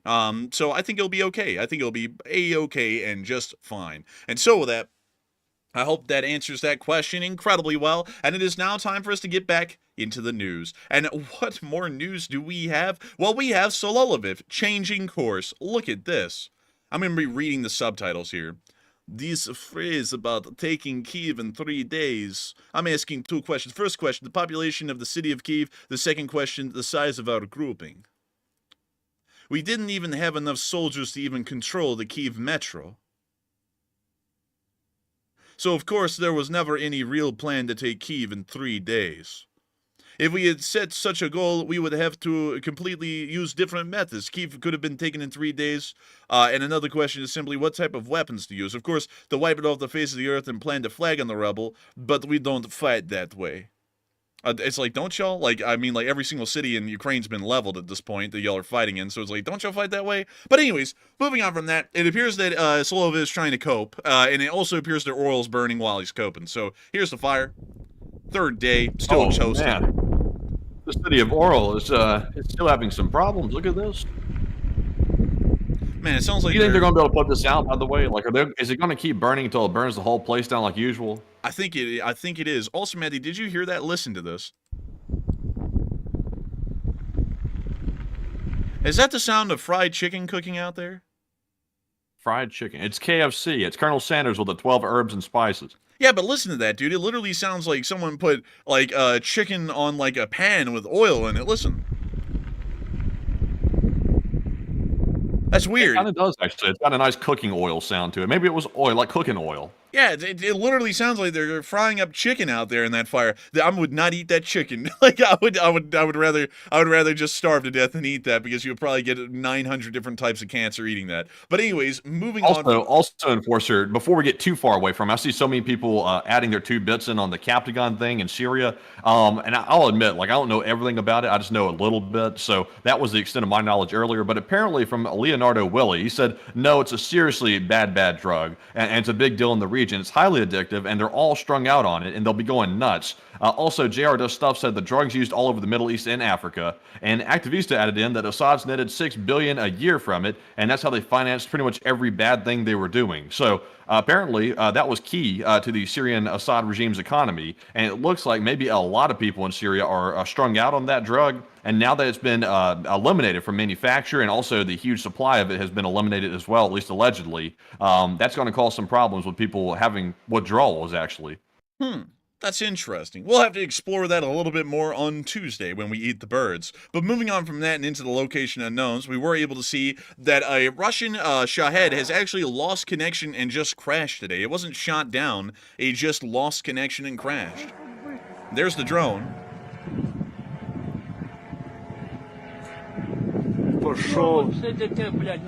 Oh no! The Wi-Fi signal is weak, блядь.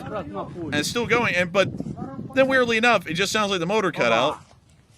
And it's stalled. Ховаємося, потікай, падає. Тікай двір. Oh, right there. It just planted onto the ground. It did not explode. In a completely unrelated note, we did hear that Russia has officially sent a letter to the McDonald's Corporation saying that the Wi-Fi in their Wi-Fi cafes is inadequate and therefore they've been banned from operating in Russia permanently. We have no reason why they would ever bring up a complaint about the McDonald's McCafe internet stuff, but it is kind of weird that the drone lost connection and crashed at the same time that complaint came out. A little mysterious to me. Run to the McDonald's said they don't complain about the Wi-Fi. I'll bring out Grimace. Dude, do not bring out Grimace, man. He did terrible things. He's gonna bring him out and he's gonna give you the shake. Dude, he did terrible things in Vietnam, man. Like he was scary. But we also got to see a nice picture of a Max Pro here. Look at this thing, absolutely wonderful. Man, I love it, man. Look at that. The suspension is just something crazy. I don't know if it has leaf springs on it. I know someone's about to ask that question, but that is a very, very fine truck right there. I like that one. Ooh, it's just glorious. Beautiful even. But moving on from that, we also got to see the Russian casualty report as well. And oh by golly, have a holly jolly Christmas. Holy Four moly. Bobcats, Jack. Look at that. Somebody said that. How reliable are these numbers? And their name is literally propaganda. Okay, thank you very much for that. 4 Bobcat skid steers. That's crazy. Man, isn't that what British people do when they take a good look at something? It's a propaganda. They take a propaganda at these numbers, and let that bot take a propaganda at this. I didn't raise my son to be like this. Let's see here. Okay. All right, so it's a loon. It's someone who drank the Kool-Aid. It's just a little loon. Like, it's okay, but now we know. But anyways, moving on from that, Miss Disa, keeper of the records, has written us quite literally, unequivocally, a book. So we will read it. Troop loss up but lower 7-day average 1,296 and week total is 9,070 tanks, APCs and artillery up to prior levels. Plus 3 MLRSs since mid-November. New records plus 127 drones beats 120 on August 27th of 2024 and 181 vehicles and fuel tanks beats 179 on March 16th of 2022. 2 brand new records in 1 day. 80 cruise missiles adjust in total from December 13th. So overall, it appears that the casualty report is insanely high and actually breaking records today in several categories. But we were able to hear that 1,280 Russian soldiers have been wounded and killed over the past 24 hours, along with North Koreans, by the way, which are most likely inflating that number a little bit, along with 32 APCs, 181 supply trucks, 12 main battle tanks, 26 artillery systems, 127 drones, 3 MLRSs, 2 cruise missiles, 2 anti-aircraft warfare systems, and 4 Bobcat skid steers. All in all, it was a pretty good day, and the losses are looking pretty juicy. Moving on from that and into the area of northern Kupiansk, we were able to see some Russian vehicles being destroyed today by the 3rd Brigade. Epic rap remix ensues. And oh, holy moly. Man, they're remixing these Russian vehicles, putting them in a scrapyard. Man, and they're just beating up these Lada Nivas, man. Ooh, right back in the Tarpal and terrible stuff. You know, they probably had an explosive morning. And we can see here a artillery piece, I think, getting hit right there. Hey, that was a lot with some white walls or something on the side. Cruising down the street in my 6.4. And look at this, they're hitting another supply truck. Bad year for Russians. 2024, a bad year for Russian vintage. Dude, the Russians will be looking at vodka bottles in the future. Aged 2024. Oh, bad year. Why? Because the vodka's not good? No, vodka tastes like shit no matter what. It's just because a lot of people died that year, you know. Like, it was a bad year. We ran out of potatoes and had to start using beets. Man, you're going to have Zelensky one day saying that he's going to go, I have to say that I love Russian vodka from the year 2024. You can taste the tears inside the vodka. It's really the best. It's the long-lasting piss. It's the great one. But moving on from that and on into the next clip, further down into the Seversk area, we did get to see the commander of the tank, the commander of the tanks in the 54th Brigade back in work.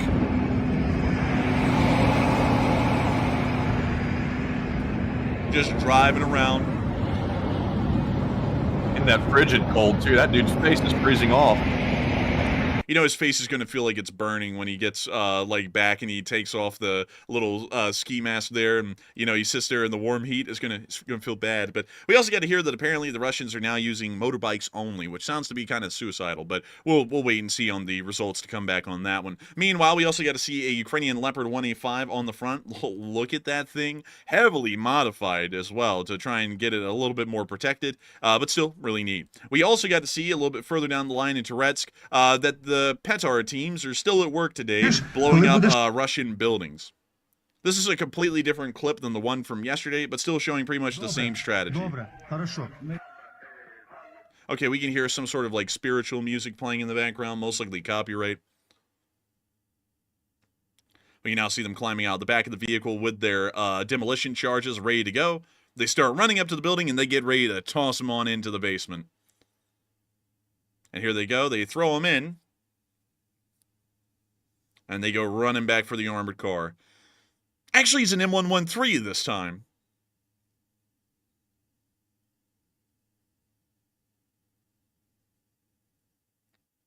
Aw, man. They might be blowing out basement. Oh, that one didn't really go in. That one's just kind of sitting there. Toss it on in. Aw, man. Speaking of tossing, y'all wouldn't believe what I did last night. Aw, man. Oh, You'll do nothing.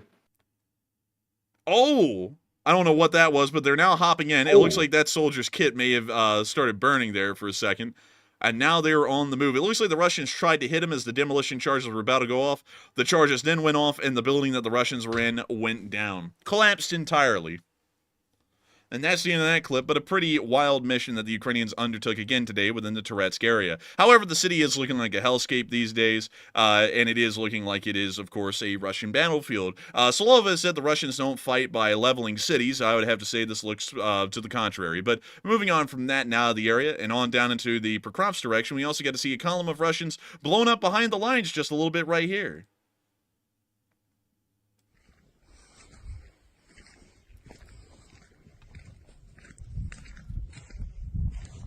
They're wandering around, just taking a little look at it.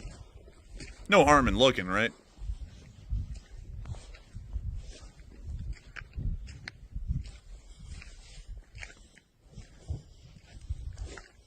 He's filming this for the insurance claim later when he sends it to State Farm. Oh, believe it. What would it be called in Russian instead of State Farm? It couldn't be called that. It had to be called something else. It will be called the Great Patriotic Farm of the Soviet People, believe it. Or something like that. Man, I need to document this on the camera to send it to Bliat Farm. The potato patch, Bliat. I'm gonna send this insurance claim to the potato patch. We're going to call this the Farmers Union Insurance. We're going to send this to Permafrost Hell, Bliat, a registered trademark in the Russian Federation. We don't have a State Farm, Bliat, simply because collectivism is perfect and we can never bring up anything about that at all, Bliat. So we actually have, the Frost Hell, Bliat, because the whole area is covered in the frost. And, Matthew, I'm sounding like someone else we knew at the time. But moving on from that, we did get to see the 79th taking down drones. Look at this, and they start playing the copyright-free music, but I'm still scared it might be copyright. What are you wearing? In Russia, they don't have progressive, because there is no progressive in Russia. They have oppressive. Oppressive. We don't. Send your claim into oppressive and get a letter back with a knuckle sandwich.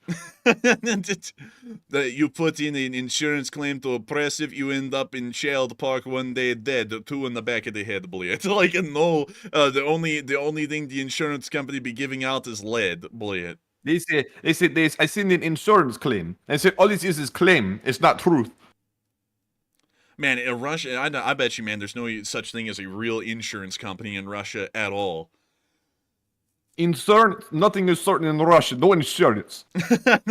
We can give you a assurance that you'll be dead by next day when you make a claim, but we cannot give you insurance, Bliat. But moving on from that clip on to next one, in Zaporizhzhia area, we get to see more Russians getting hit by a drone, Bliat. We can see here the Russian shit, also known as a little shit, and he get hit, probably little shit. We can see another one. Another drone flies in, takes care of him.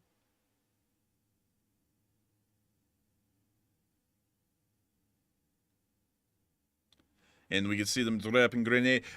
Some fellow called Dead Mod Gaming said, is there any news on the person on Russia Today who badmouthed Putin several months ago? We actually showed him on tonight's show, still alive and kicking, Bliat. Now making himself even more anti-Russian for some reason, Bliat. He's craving the sweet release. You know, it's crazy because you can get locked up for a lot less in Russia, but somehow Soliev is getting a free pass. Because this guy, actually, you watched the video, unfortunately. The one I was talking about was that sabbatical fellow on YouTube that finally made a video explaining how he got out of Russian custody. Because he went over there to film the place, and then he did something, and they made up some fake crime. They locked him up for like 15 or 20 days or something like that. And his crime was basically doing absolutely nothing. And also, he put in his YouTube description something like Russia and their invasion or something like that, and saying Russia's invasion was good enough to get you locked up, but yet Soliev is somehow getting a free pass for everything. Man, if we went to Russia, we wouldn't end up like him getting arrested. I think we'd literally just be shot on sight. Like, they would see us and they'd be like, get him, man. Like, it would not, we wouldn't even make it in the country. We would be dead before we even arrived. You notice, though, that guy's opinion about Russia. He said he was neutral about Russia before he went. And also, like, not to insult the guy, but a little bit naive going to Russia and not thinking anything was going to happen. Like, obviously, if you went there, even the embassy has been saying this for a long time in the U.S., if you go to Russia, they are going to plant something on you or create some fake crime to prosecute you and convict you. And that's what they did to him. Convicted him on stupid, meaningless crimes that had no real basis and locked him up and put him through hell, too. But now his opinion's changed. He's anti-Russian now. Man, so many people love to suckle from the Russian teat until they figure out the taste is sour. Then they end up becoming anti-Russians. Crazy thing. I feel like a lot of people would do that if they also went to communist China as well on vacation, but not a lot of people do. Because, you know, a lot of people, Matthew, are like, wow, China's so modern, so nice, America looks like poo-poo. And then they'll go over there and then they'll see that you can't even go outside some days because the air is literally toxic and is like filled with mercury. And then they'll be like, I don't know about this anymore. I think this might be bad. And then they'll come back to America and be like, it's not that great. Yeah. It makes you grateful for being in America, actually. Like, you take things for granted until you go to Russia, and then you see, oh, wow, like, they just, like, prosecute people for anything they want. They also, like, strip you of your rights whenever they want to as well. So it makes you kind of grateful for that. Yeah. A lot of people always crap on America because they don't know what life is like in other places. That's the end of the clip. But on a side note, though, the guy does have good videos, though. Like, I'm not trying to bash the guy for going over there. He did get some good footage out of Russia that was interesting to watch, but probably was not the smartest thing to do. I think he would actually probably agree with that if he was able to say so now, but I bet he won't be going back. Yeah, I mean, like, I respect people who try and be neutral because, you know, of course, we're pro-Western American, so anything that's within Western American interests we would support. But as far as trying to be neutral, I respect that. It's just that if the Department of State, like I've always said to people, tells you do not go to a country as an American citizen, and then you go, and then that happens to you, I can't really feel that sorry because it wasn't like the U.S. government told you to go. They told you clearly not to go. So, you know, like, I respect his videos and his work that he does, but that was a very poorly thought out decision, especially depending on the statements from the U.S. Department of State, which isn't telling you not to travel to Russia because they don't want you to uncover the truths of the deep state, which you'll discover in Russia. It's quite literally they'll just arrest you and then, like, torture you over there possibly, if they can. But anyways, moving on from that and into Syria, we were able to see that U.S. forces are already occupying Russian bases that were left yesterday. Look at the Americans moving on in. Our armed forces of our Grand Republic moving in to save the day. I like that, man. Look at that. The few bases the Russians did panic and leave, we're taking them right over instantly. I love that. It's because we're simply the greatest, Matthew. We've survived the Soviet Union and the Russian Federation at this point. I would like to know how many forces we actually have in Syria at this point, because the fact we're able to move in this quick and take the bases over, we must have a decent ground presence. Yes, indeed. Also, Matthew, I see that it looks like some people are getting political about a certain person, and their name sounds a lot like a dance, a certain kind of a waltz. So you might want to look in there a little bit and see that, because it looks like people are starting to fight over that one. I don't know why, but anyways, moving on from that, we were able to see some Russian fighters leaving the country, and it appears that they were being greeted poorly by the rebels on the way out. There goes the Russians, and they are traveling at some pretty high speeds.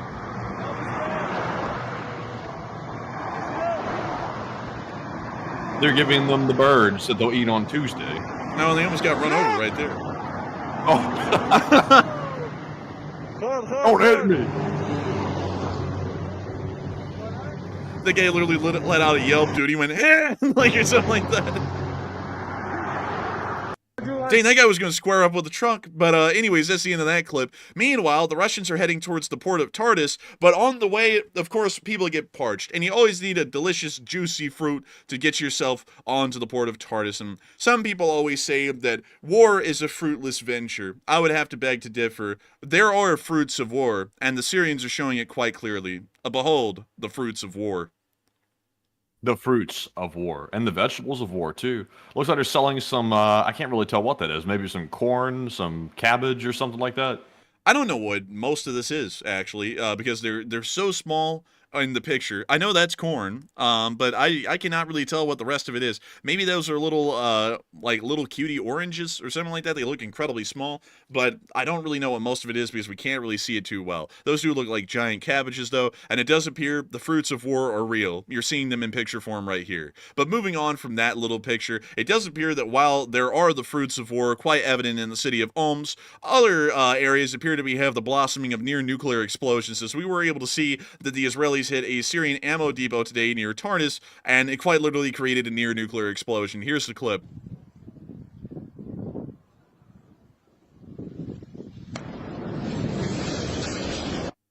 That was one hell of an explosion. That thing is like freaking nuclear style almost. Like what was in there allegedly? Like they had, I think I'd heard something about surface-to-air missiles being stored there, but what exactly was it? We don't really know. That's kind of a good question.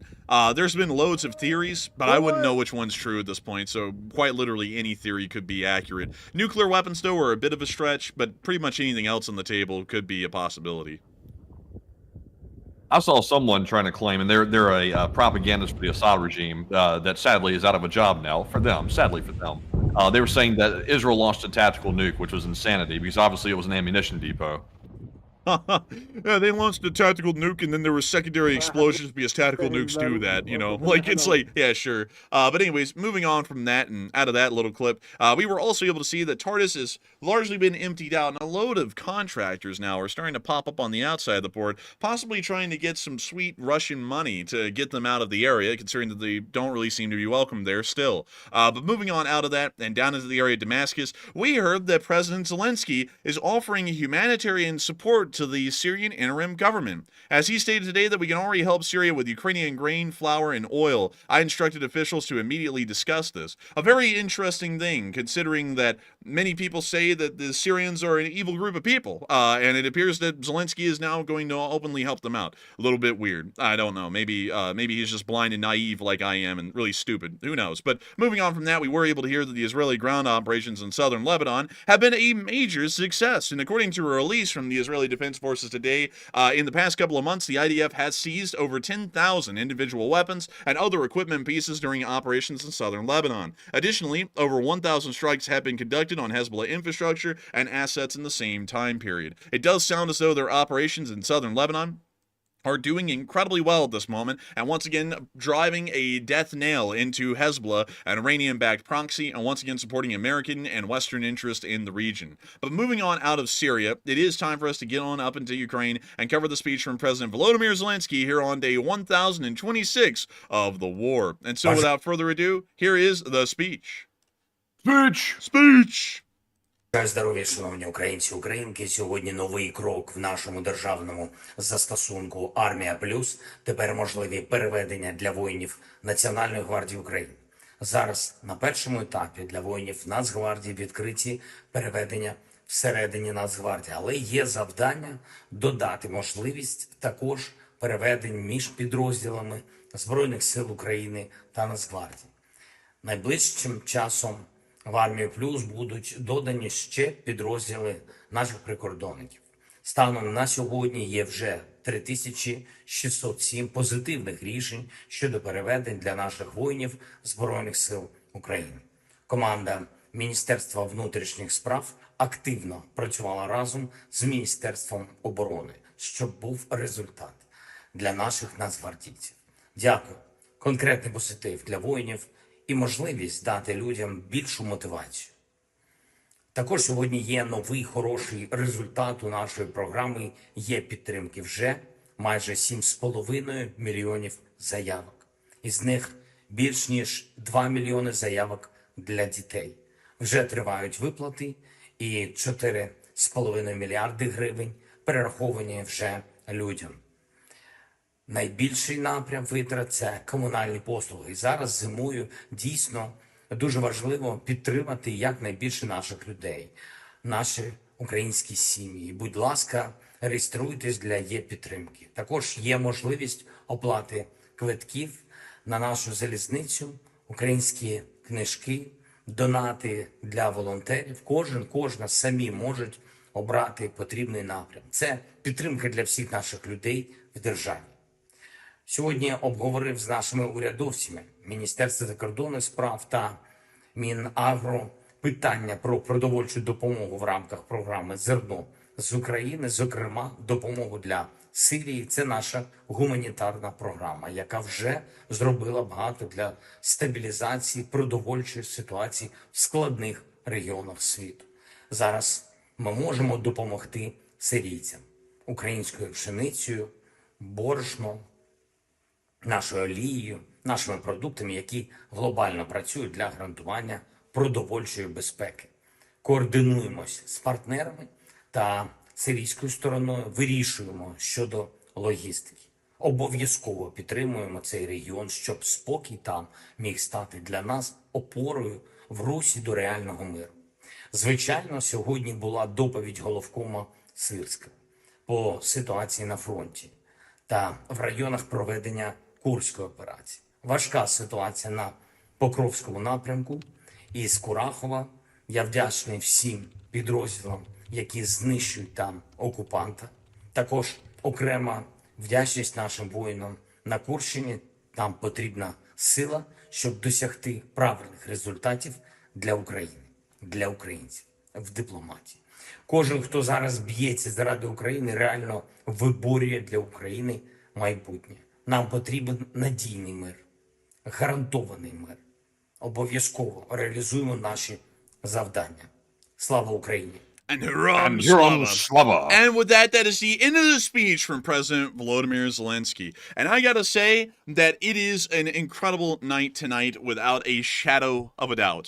I'm understanding that at this time, at this very moment, we are very, very shy of just $6,000. And when I mean shy, you know, the fundraiser is just a little shy like that. Look, you know, it's gotta grow into this whole thing. Like, calm down. Don't stop pressuring it. Jeez, you know, like it's a crazy thing how people keep on pressuring this fundraiser. But it's at $5,538 exactly. And it is really something to say that we have been able to see this fundraiser do so well tonight. We did not expect this for a single second, but nevertheless, the LSA has been able to do insanely well tonight. And of course, a huge shout out to the hero of the fundraiser tonight, Trism, who put in $2,500 worth of a donation in a single go to the fundraiser, really helping it to get to the amazing height that it's at tonight. But with that, Matthew, take it away. All right, and also, folks, in honor of the fundraiser, smash that like button, and I mean smash it, and make sure you smash it good. But anyways, we are moving on here to call off our final top donor of the night, thus far, that is. And this one goes to Nicholas Conder, who just threw in a $250 donation and helped to bring us up to $5,538 raised, which is tremendous to see, and huge shout out to Nicholas for that generosity. And also, once again, folks, even though we are not able to call off all the small donations, I see some people saying, sadly, I can't donate right now. It is perfectly fine if you can't donate. Like, only donate if you can. But huge shout out, though, to literally everybody that's here tonight, because even liking the video and doing things like that helps to basically boost it in the algorithms and show this to more people, where more people can donate every single Sunday. So thank you to everybody that's been here tonight and also been participating as well. But nonetheless, we're jumping right into our question segment here, and we have our Morse code decoders of the night. And tonight we have Cliff Simonson, Mark Hodges, Earl Bernew, Kevin J, Paul Schultz, David Millsaps for Royal Fluffiness, and Arabelle Garbo. They said the Morse code for today reads, the oil Russia makes will make it everywhere except for a safe oil depot and LLT, LSA. And that's the sound of money, and y'all got that dead on the nail. Y'all hit the jackpot for the night. I got to say, it's a huge congratulations to y'all once again. Y'all get that correct time and time again, and it's absolutely impressive and amazing when y'all do that. I got to give y'all a huge thanks and a massive round of applause again for letting everyone know on this stream exactly what the Morse code is. And so with that, I hope that addresses that incredibly well, and we are on to the next one. And also, by the way, I'm seeing people say you missed a 333 at the start of the show. I would assume that is Hal Rose, but for some reason, every time Hal puts in that 333, it comes in as anonymous, so I probably missed it as that for that reason right there. So if anonymous, or excuse me, if Hal Rose was the one who was anonymous, who put in the 333, huge shout out to Hal, because that's usually the exact number he puts in. So if it is, huge shout out to Hal for also helping to bring us up to that massive figure that we're currently on the fundraiser. But nonetheless, we are now moving on. I wanted to address something really quickly, Matthew. Did you see Flowers in the chat? He said, Jesse, what are you even talking about? With the Morse code. And I'll actually explain really quickly, because I'm guessing, Flowers, you've never really seen the intro. So, at the beginning of our stream, we have about a 12-minute to 13-minute long intro. It's probably one of the longer ones on YouTube these days. Reason why we do that is so that way everyone can get in before our news segment starts, so that way people aren't missing the breaking headlines news. Because people are very interesting sometimes, at least people who are new to the channel. I don't know what it is. I'm guessing some of them breathe with their mouths. But whenever we cover the news, if they don't see it as soon as they get on air, they think the whole stream's clickbait because we moved on to cover other news topics. So the reason why we have the 13-minute long intro is so that way some of those people, by the time they get on the stream, they're just kind of sitting in a waiting room, and then they actually do hear the main breaking news point of the day. That's a kind of a smaller group of people, but the thing with that, though, is that they are extremely vocal, and so we found out back in the day, we were like, you know what, we're going to try and, give everyone something fun to watch at the start of the stream, and also trying to appease some of that as well by, going and getting a intro put in that would be incredibly long, so that way everyone could get here. So during the intro, there's a moment where there's a large air raid siren that plays, and there's explosions in the background, and during that segment, we play a Morse code message, and every single night, it's a custom Morse code message. A lot of people think that's kind of just for the aesthetic, the audio aesthetic of the intro, but it actually is a custom-made Morse code message that's different every single night. So every single night, there's a group of people here on the channel called the LSA Morse Code Decoders that actually understand Morse code, that listen to the message, and then actually tell everyone what it means. And so when we speak about the Morse code at the end of the stream, which is right now during the question segment, that is telling everyone what that Morse code message said if they do not actually understand how to listen and read Morse code. So that's how the Morse code happened. So that's the answer to your question of, Jesse, what are you talking about? Because it is an actual thing that we do. It's just something that some people may or may not know because they might not be here during the intro. But anyways, with that, we are on to the next one. All right, so moving into our first live chat question of the final segment of the night. This one is going to go to JMP Traveler, who said, do we know how many oil tankers Russia has right now? And it's the only way to ship it out for a profit. Yes, there are some pipelines, but generally the Russians are having to ship a lot of their oil out by tankers. I don't know how many there are exactly, but I believe there's around 120 of them operating in a ghost fleet at this point, at least according to what the Western world knows, at least at this time. And so with that, I hope that does address that the best I can, and we are on to the next one.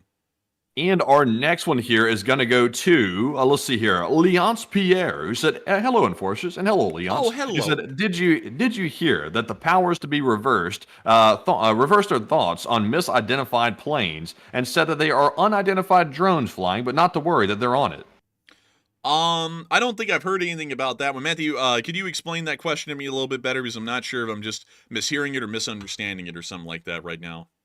So in other language here, he's saying that apparently the federal government reversed their initial theory here, that apparently they were misidentified planes in the sky above the U.S. This is referring to the drone incident, by the way. And now they're saying they're unidentified drones flying around, but there's nothing to worry about, but they have it under control.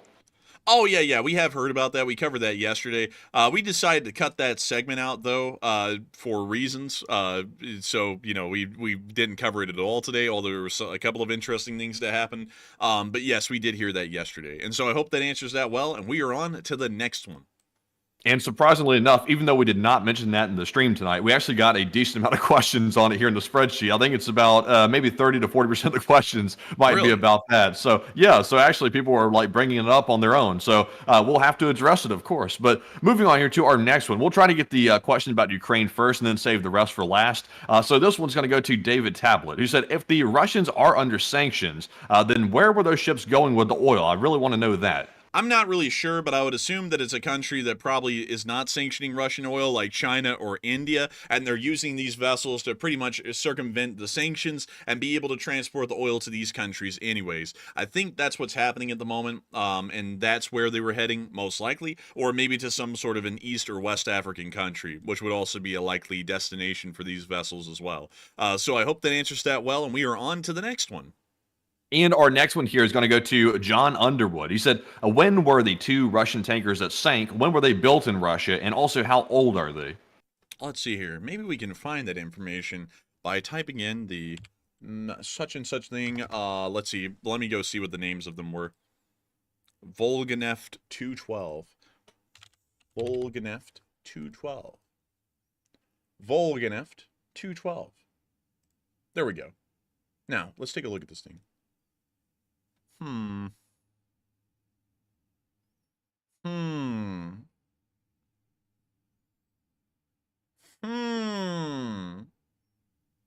can't find it here. Let's see here.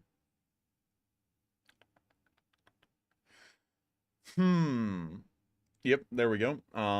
Let's go look at the 239. See if we can get some information on the 239. Yeah. And what was the numbers on them again? Say that real quick. 212 and 239. All right, so let's see here. I've got some information about 212. Let's see here. 212 is, let's see here. Come Are you on using now. maritimetraffic.com? Yeah. The information is not available that we're looking for there. Like, it literally says year built, upgrade to unlock on it on both of them.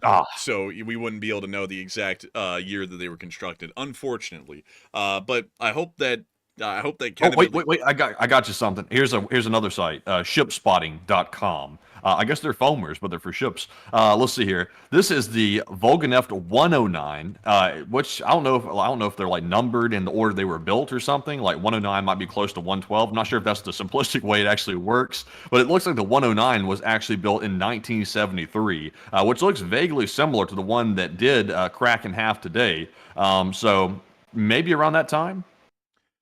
Probably so. I would assume probably the 70s. It looks like an older vessel.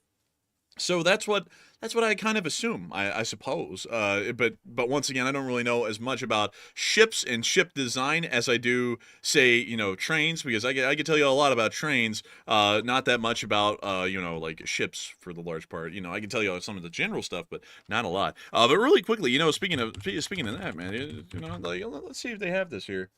Let's see.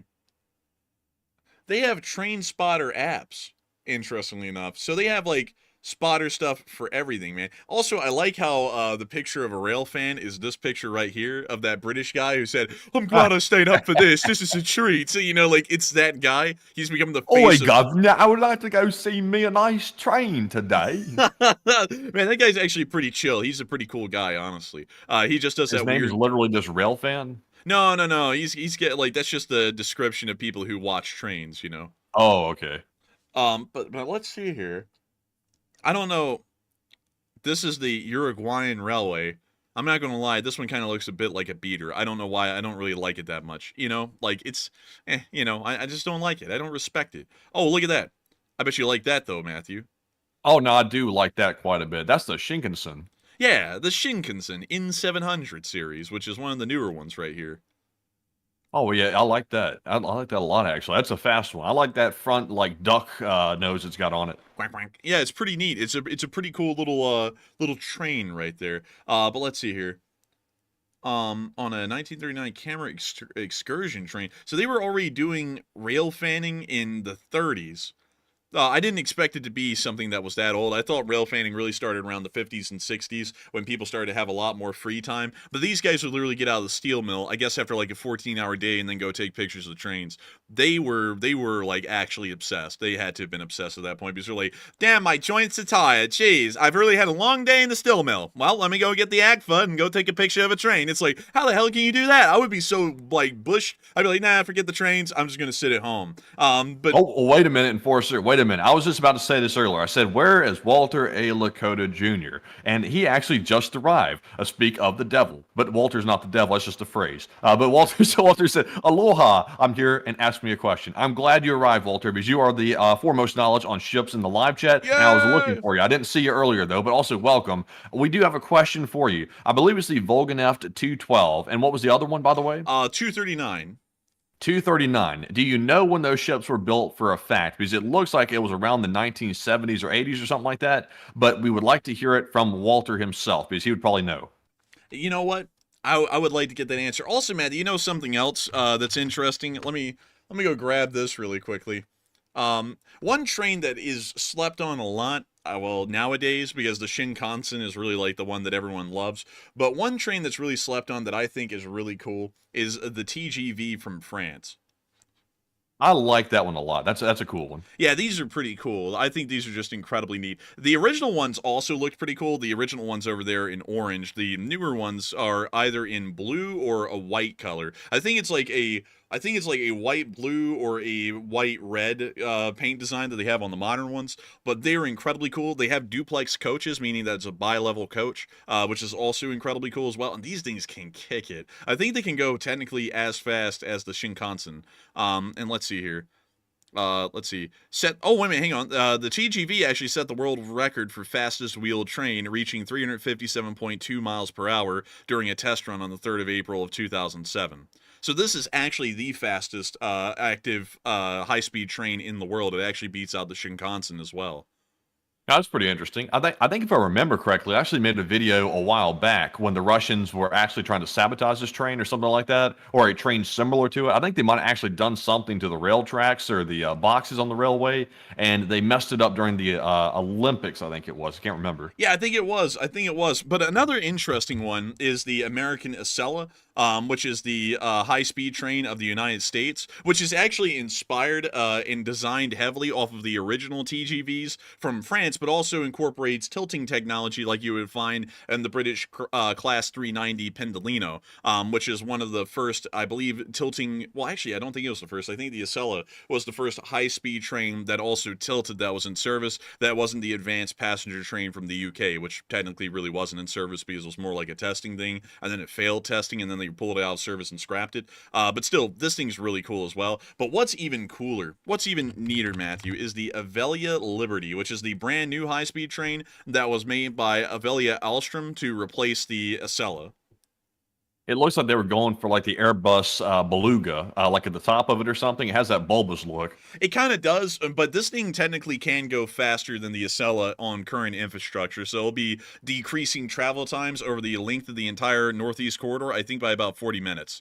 So that's pretty cool. But they're having a load of issues with these things because apparently Alstom didn't build some part of them correctly, so they're having to send them back and have literally all of them reworked and then brought back out to the Northeast Corridor and then test them again so that way they can actually be put into service. But anyways, I believe that we have a question from Trism. Matthew, what kind of question do we have here? All right, so jumping back into our live chat questions, we did get one from Trism, who threw in the $2,500 donation that literally smashed the goal in one donation. And Trism said, do you think we'll ever be able to see an encounter like the 1914 Christmas truce again? And also, happy holidays. And happy holidays to you, Trism. And that's a great question. Will we ever see a Christmas time truce again? We actually did in the first year of the war in Ukraine. Around 2022 of that year, there actually was a ceasefire that was made in between the Russians and the Ukrainians.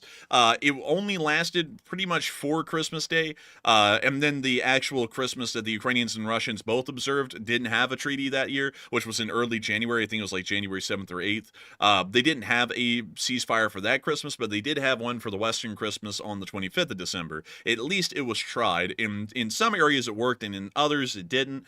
Kind of like, honestly, the Christmas truce of 1914, because the Christmas truce of 1914 only happened in few areas of the front line in between British and German troops near the Belgian border. It really didn't happen for French and German troops because, quite honestly, both sides were racist against each other. The Germans looked at the French as like pretty much subhumans even by 1914, and the French did the same to the Germans by 1914. So if anyone was walking out of a trench in that area of the front, they were just going to get killed. But the British and the Germans actually thought that they had a good bit in common culturally, which technically they actually do, especially both of them compared to the French French. They're Britain and Germany are Northern European cultures. France is actually more of a Mediterranean or Southern European cultural group. So technically, the British and Germans were correct. They do have a lot more culturally similar and in common to each other than the French, and that's why there were some versions of a truce that happened in some areas of the front line there. So in Ukraine, it already has happened, but the thing with that is that that spirit of goodwill usually only exists before both sides really get dug in heavily ideologically against the other. So at this point in the war, we will never see another Christmas truce. That's why we have never even seen the Ukrainians or the Russians mention one at this point, because both sides are hell-bent on destroying the other and achieving victory, even if it means that they do not allow for the sake of humanity, a Christmas truce beyond that first attempt on that holiday. So I hope that answers that well, because I would generally expect that we would never see another Christmas truce again in the Ukraine war, but we may see one in another war in the future, possibly, especially if it's in between two countries that are largely majority Christian populated and fighting at some point in the future in a major conventional war, and they're reaching the first Christmas of the war. Then we'll probably see it again, but beyond that, it would be highly unlikely. But I hope that answers that well. And with that, we are on to the next one.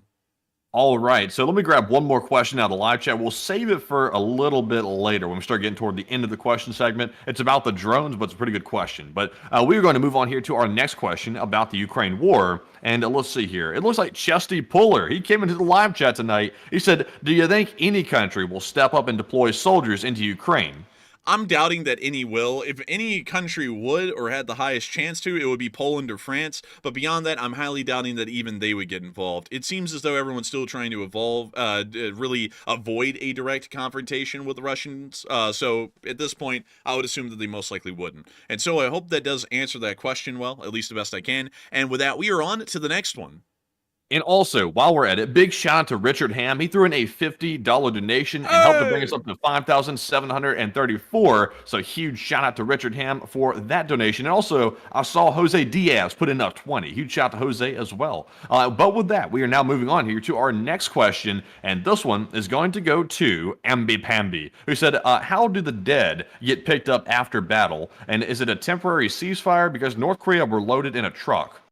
Usually there's a bit of an understanding that corpse removal has to happen, but usually not, to be entirely honest. Corpse removal on an active front line is an incredibly difficult job and generally has to never happen. That's why you hear of a lot of bodies just rotting out there, is because, one, the Russians don't really have a lot of corpse removal detachments or corpse recovery detachments out there to recover a lot of their dead, and also they don't really dedicate a lot of resources and equipment to recovering corpses because they don't really have the equipment to be able to suppress the Ukrainians enough to be able to get out there and recover the bodies. So for the large part, that's why there's a lot of, I guess you could say, rot and decay out there on the front, is because there isn't really a lot of corpse removal going on because the Russians really do not care. And also it's a fairly dangerous effort because there usually is not a temporary ceasefire that is made. Corpse removal, usually in most conflicts, is supposed to be done once the area is safe, in control clearly of one side or the other. But once the front line starts sitting there for long enough, it just can never happen. There weren't really a lot of corpses recovered in the First World War in no man's land, because it was impossible to get out there and creating temporary truces to pretty much clear out the bodies. It was pretty tough to manage that or really negotiate that in between both sides, and usually that was also frowned upon by higher command because that could be used for the moment by some corpse removal detachments to try and peer into an enemy trench just a little bit extra if they could, and try and get some more info on what they're going up against to prepare for another offensive in the future. So that is the best answer that I can give.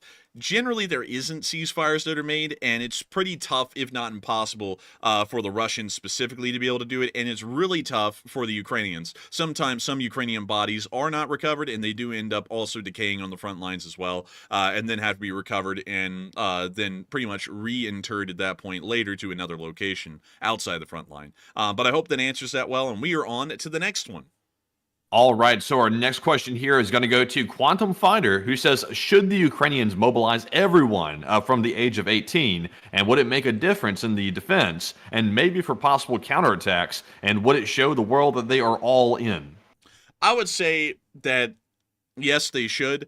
Someone actually brought up the Ukrainian population pyramid, and I saw this because someone was like, "Oh, the enforcer's stupid," and look, he didn't consider the population pyramid of Ukraine. So let me go get the population pyramid. So here we go. This is the Ukrainian population pyramid. So it's showing the number of people alive in each age bracket by year throughout all the ages that currently exist in Ukraine, showing their date of birth over here, who was born when, and if they're alive, and how many of them are alive. And also, another thing that's really interesting as well, the actual number of them down here, and their specific age over here. So as you can see, one thing that's really interesting that a lot of people will notice is that there are no men that are alive, hardly any of them, compared to women born in between 1935 and all the way up to 1929. There's practically none left. And that's because, crazily enough, those are actually well, at least up here at the very top, where none of them are alive, that was the generation that would get thrown into World War II by the Soviet Union, quite literally, as soon as they were old enough to serve. So most of the men died, and there was hardly any around. And you can see that that's reflected in the population pyramid even post-World War II, because most of the men ended up dying. A lot of the women ended up surviving for the large part, and while the Soviet Union did use women in military service, it was nowhere near as voluminous or as large as the amount of men used. Men just got slaughtered, and, largely the women, while being involved a little bit, didn't really get involved that much. Also, the Holodomor had a great deal really a great impact on the Ukrainian population numbers during this time as well. So that's why there's significantly less men than there is women. And now that's something interesting to note, because these are a whole bunch of old people, right? Old farts. They don't even have an impact at this point. They would never even serve. But the most important thing to point out is that because all of these folks were wiped out when they were pretty much being born or growing up, that is a very important thing. It lays out how the demographics pyramid works from that point forward. And you can actually see that every 25 years from this point at the top of the pyramid, there's a massive slump in the pyramid. And that's because these people were supposed to be having children during this time. But because there's so few of them, they have less children. And then this starts to actually amplify over time and become worse and worse. You can see that 25 years after 1975, in the early 2000s, the next wave of children was born that was pretty much from this lost generation for the large part up here. And once again, the pyramid slump happened, but at an even worse scale than before. And it's going to get worse with each and every single passing 20-year period. You can actually see they're back down here to another 20-year period. It's pretty much been 20 years since 2000 at this point, really 25. And we can already see that the pyramid slump is happening again, because that missing generation is supposed to be having children at that time, and they're not. And the generations that subsequently exist in between that are not having enough children as well to really be able to level it out. So over time, the Ukrainian population is actually shrinking, just like the Russians. However, the age groups in between 25 to 18, which is somewhere around here, still consists of around, I believe it's 1 million to 1.5 million Ukrainians that are still inside of Ukraine that are fit for active military service. And once you actually get the medically unfit out of that, it probably would be somewhere around 500,000 instead. But that is still a very significant number of troops to be pulled into the conflict. Some people go, well, wait, no, you can't do that because that's the future generation of Ukrainians. But the thing is that are you either going to fight and have a Ukraine for these survivors to potentially have Ukrainian children in, or are you not, and you're just going to let it be taken over by the Russians, and then they aren't even Ukrainians then, and probably will be suffering through even worse hardships than that. So I would say that, in my opinion, yes, it would be good for them to mobilize this group. They could specifically make brigades made up of people of these ages and dedicate them to rear line work, so that way they could try and preserve as many of them as possible for the future to be able to have children. They could 100% work a way around actually ensuring that a large group of this age bracket survives, as that's a imperative for them. But at the same time, they're starting to show the rest of the world that there's really, to be honest, a very spoiled approach being made by the Ukrainians about this, because they're saying we don't want our children to die. And what's kind of a little goofy about that is that when I was 18 years old, I had to go and sign up for the selective service. So if America ever goes to war, it's expected off the bat I could be in one of the immediate drafts that is called forward. No question about it. There's no question of do we want our young to die, they're already signed up to die if necessary. So at that point, it sounds really spoiled, especially coming from an American perspective, to go, nah, we're not going to send them out or start lowering the conscription age to what it is in the rest of the world, which is 18. It sounds as though they, are wanting to just pretty much weigh on Western support entirely at this point, rather than trying to make sure that they also fight the war to their fullest inside of their country domestically. So I would say that yes, I do believe that they should start to conscript them below 18. I do understand the demographic concerns that they have, that this could wipe out an already fragile generational gap here. So, of course, they could find ways to work around that, like I explained. But nevertheless, it is showing, at least to many people, a lack of follow-through or a lack of vision at this point to not start conscripting this age bracket. So I hope that does address that the best I can. And also, some people were like, oh, dang, you're young. And yes, we are. I'm 22, Matthew's 24. We are both conscriptable age still. And so it is 100% the point. And this is something that people say that is so stupid on this channel. Oh yeah, you're sitting there and saying that you stand up for what's right in the world for America? Why don't you join? It's like, well, if it becomes a serious enough war, I'm not going to have a choice. We are just going to be conscripted, and that's it.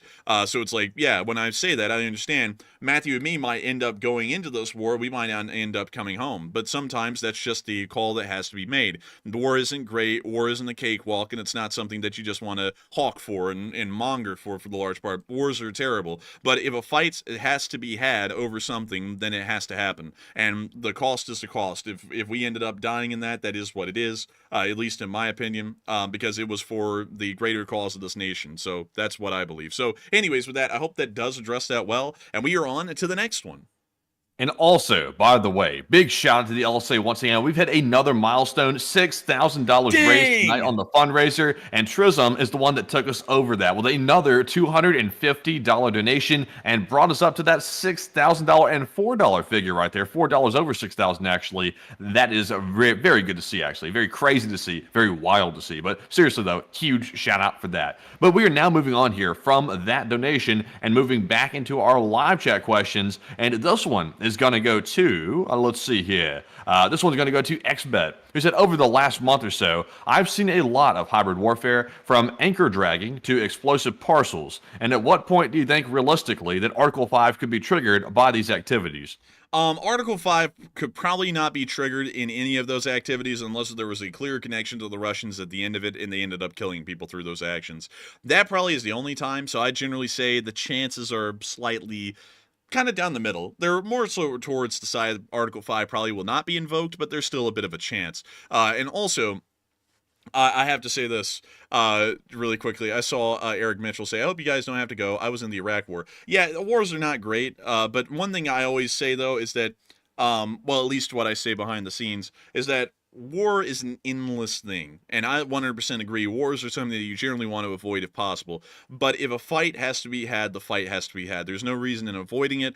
To be quite honest, it's better to send forward few to die at the initial start than to wait for this thing to grow into a monster and then have loads of people die later. The invasion of Iraq was something that was not really a good call. Everyone obviously knows, and I'm sure you know as well, considering what we found out after the fact, that there really wasn't anything to actually show that weapons of mass destruction were being made in Iraq, which was the reason why we invaded, was to make sure that we could nip the situation in the bud before they had nuclear weapons, and then we couldn't do anything about it. On that perspective, I entirely understand where the President of the United States was coming from in conducting that preemptive action, because at the time, from the information he was being fed, which he did not know was untrue, the intelligence agencies didn't even know it was untrue, because the agents that went to Iraq and then reported back that they were creating weapons of mass destruction, they were the only people who knew that they were largely lying and didn't have any proof to confirm that. Everyone else was just working off of that information that was faulty, and I can't really blame them for that. But looking at it in hindsight, one can see that it was, of course, a poorly it was a poor thing to do. It wasn't really what the actual situation on the ground was unfolding in, and we reacted to something that wasn't even happening. But beyond that, I completely understand for the large part why they were actually doing that at the time, it 100% made sense from a 2003 invasion era perspective. It looked as though they were doing it from everything we were being told, so it made sense then. But of course, in the long run, it ended up not really making that much sense at all. But nevertheless, outside of that, though, if a war has to be had, a war has to be had. Wars are, of course, like I said, things that have to be avoided. But if, for example, the Russian Federation started to invade NATO tomorrow, I would 100% say, I would 100% fight in that war, because that is a war that involves our entire Western world, the entire sphere of influence that makes our lives here in America possible, and the life that I've lived for 22 years now a reality. America only exists as the major economic and military power it does today because we have a massive sphere of influence that surrounds us, made up of tons of the wealthiest trading partners in the world with a vast and limitless amount of resources that we're able to tap into, and has made the American economy as successful as it has been. Without that, people like me in the future will not be able to live that kind of a life, and I will not be able to live the kind of life that I'm used to at this point well into the future. So with that in mind, it becomes a necessity, not a necessity, a necessity at that point, to then go and fight in that war. It's not a war I'd want. I generally would want to avoid war, but if it's a war we have, it's a war we have to fight. And every war can't be a bad fight. There are wars that are good fights, and a war like that, in my opinion, would be one worth fighting in.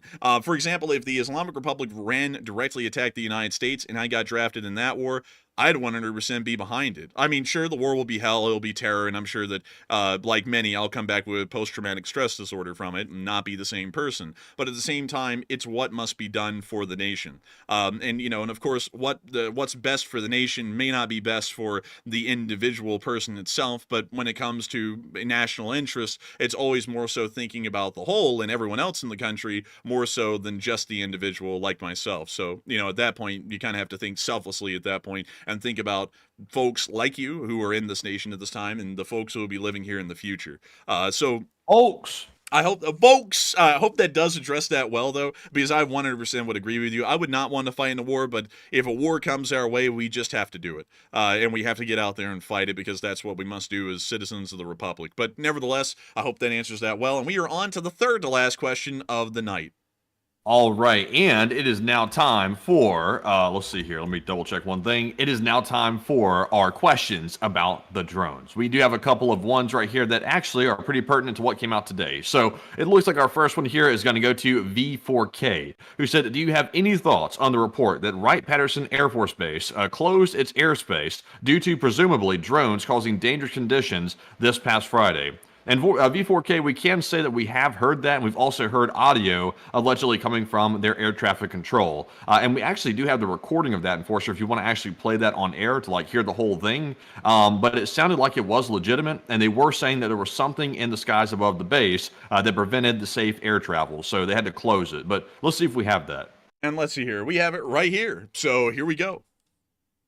Patterson Tower, Medflight 8, 1,900 feet, about 7 miles southwest of the field, like transition your Delta northeastbound.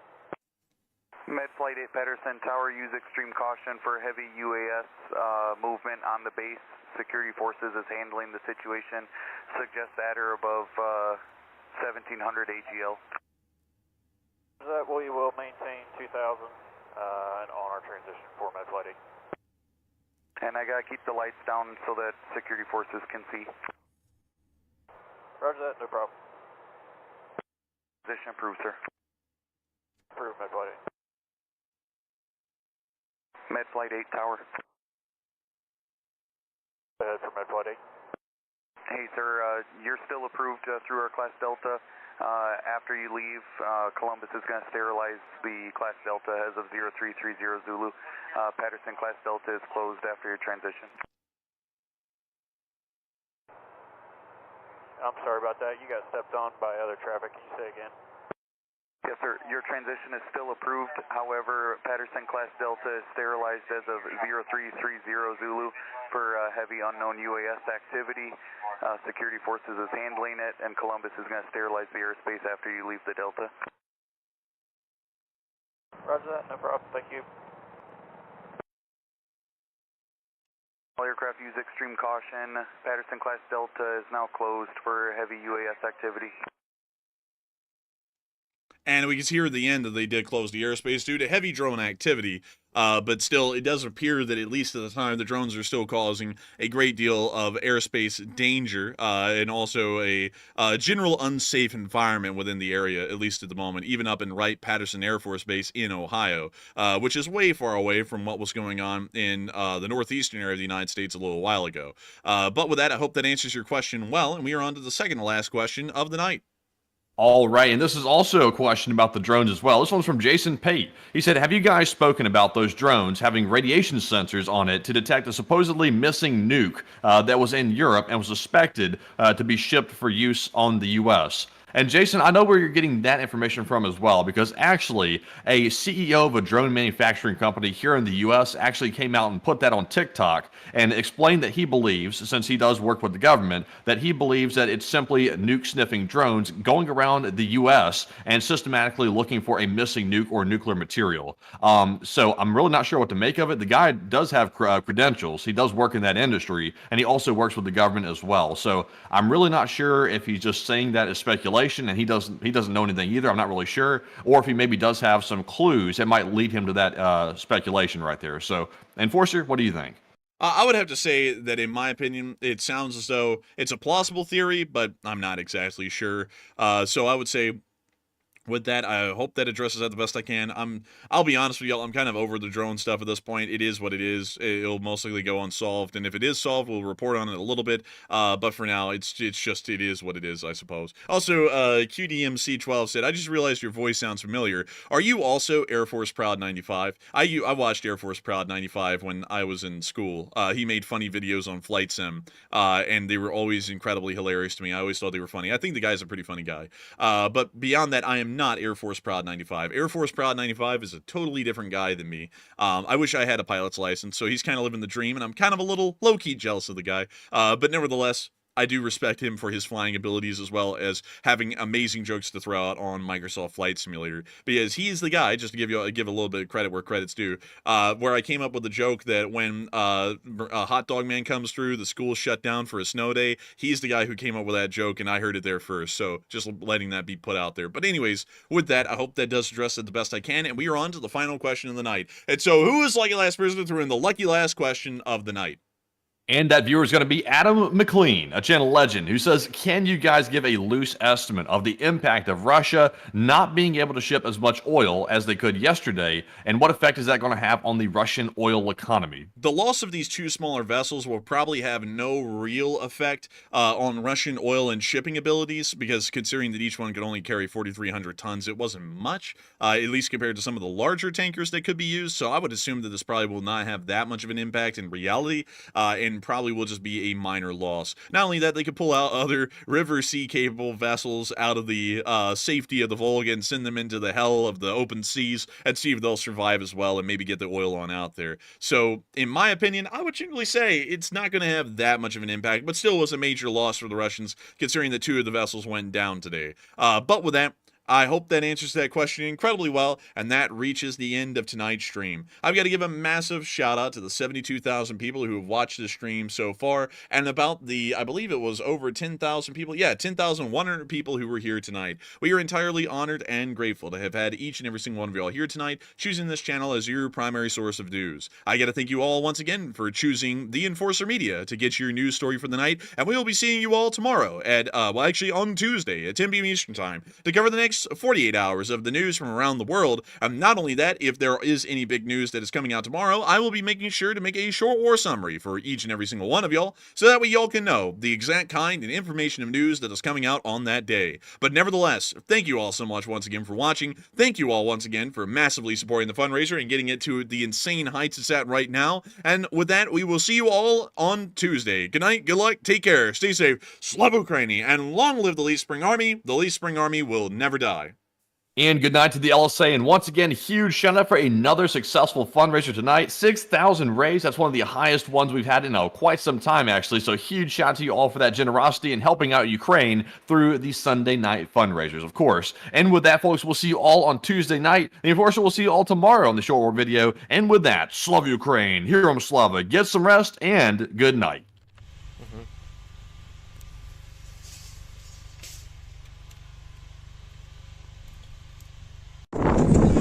Yes. The Lead Street Army sends its regards.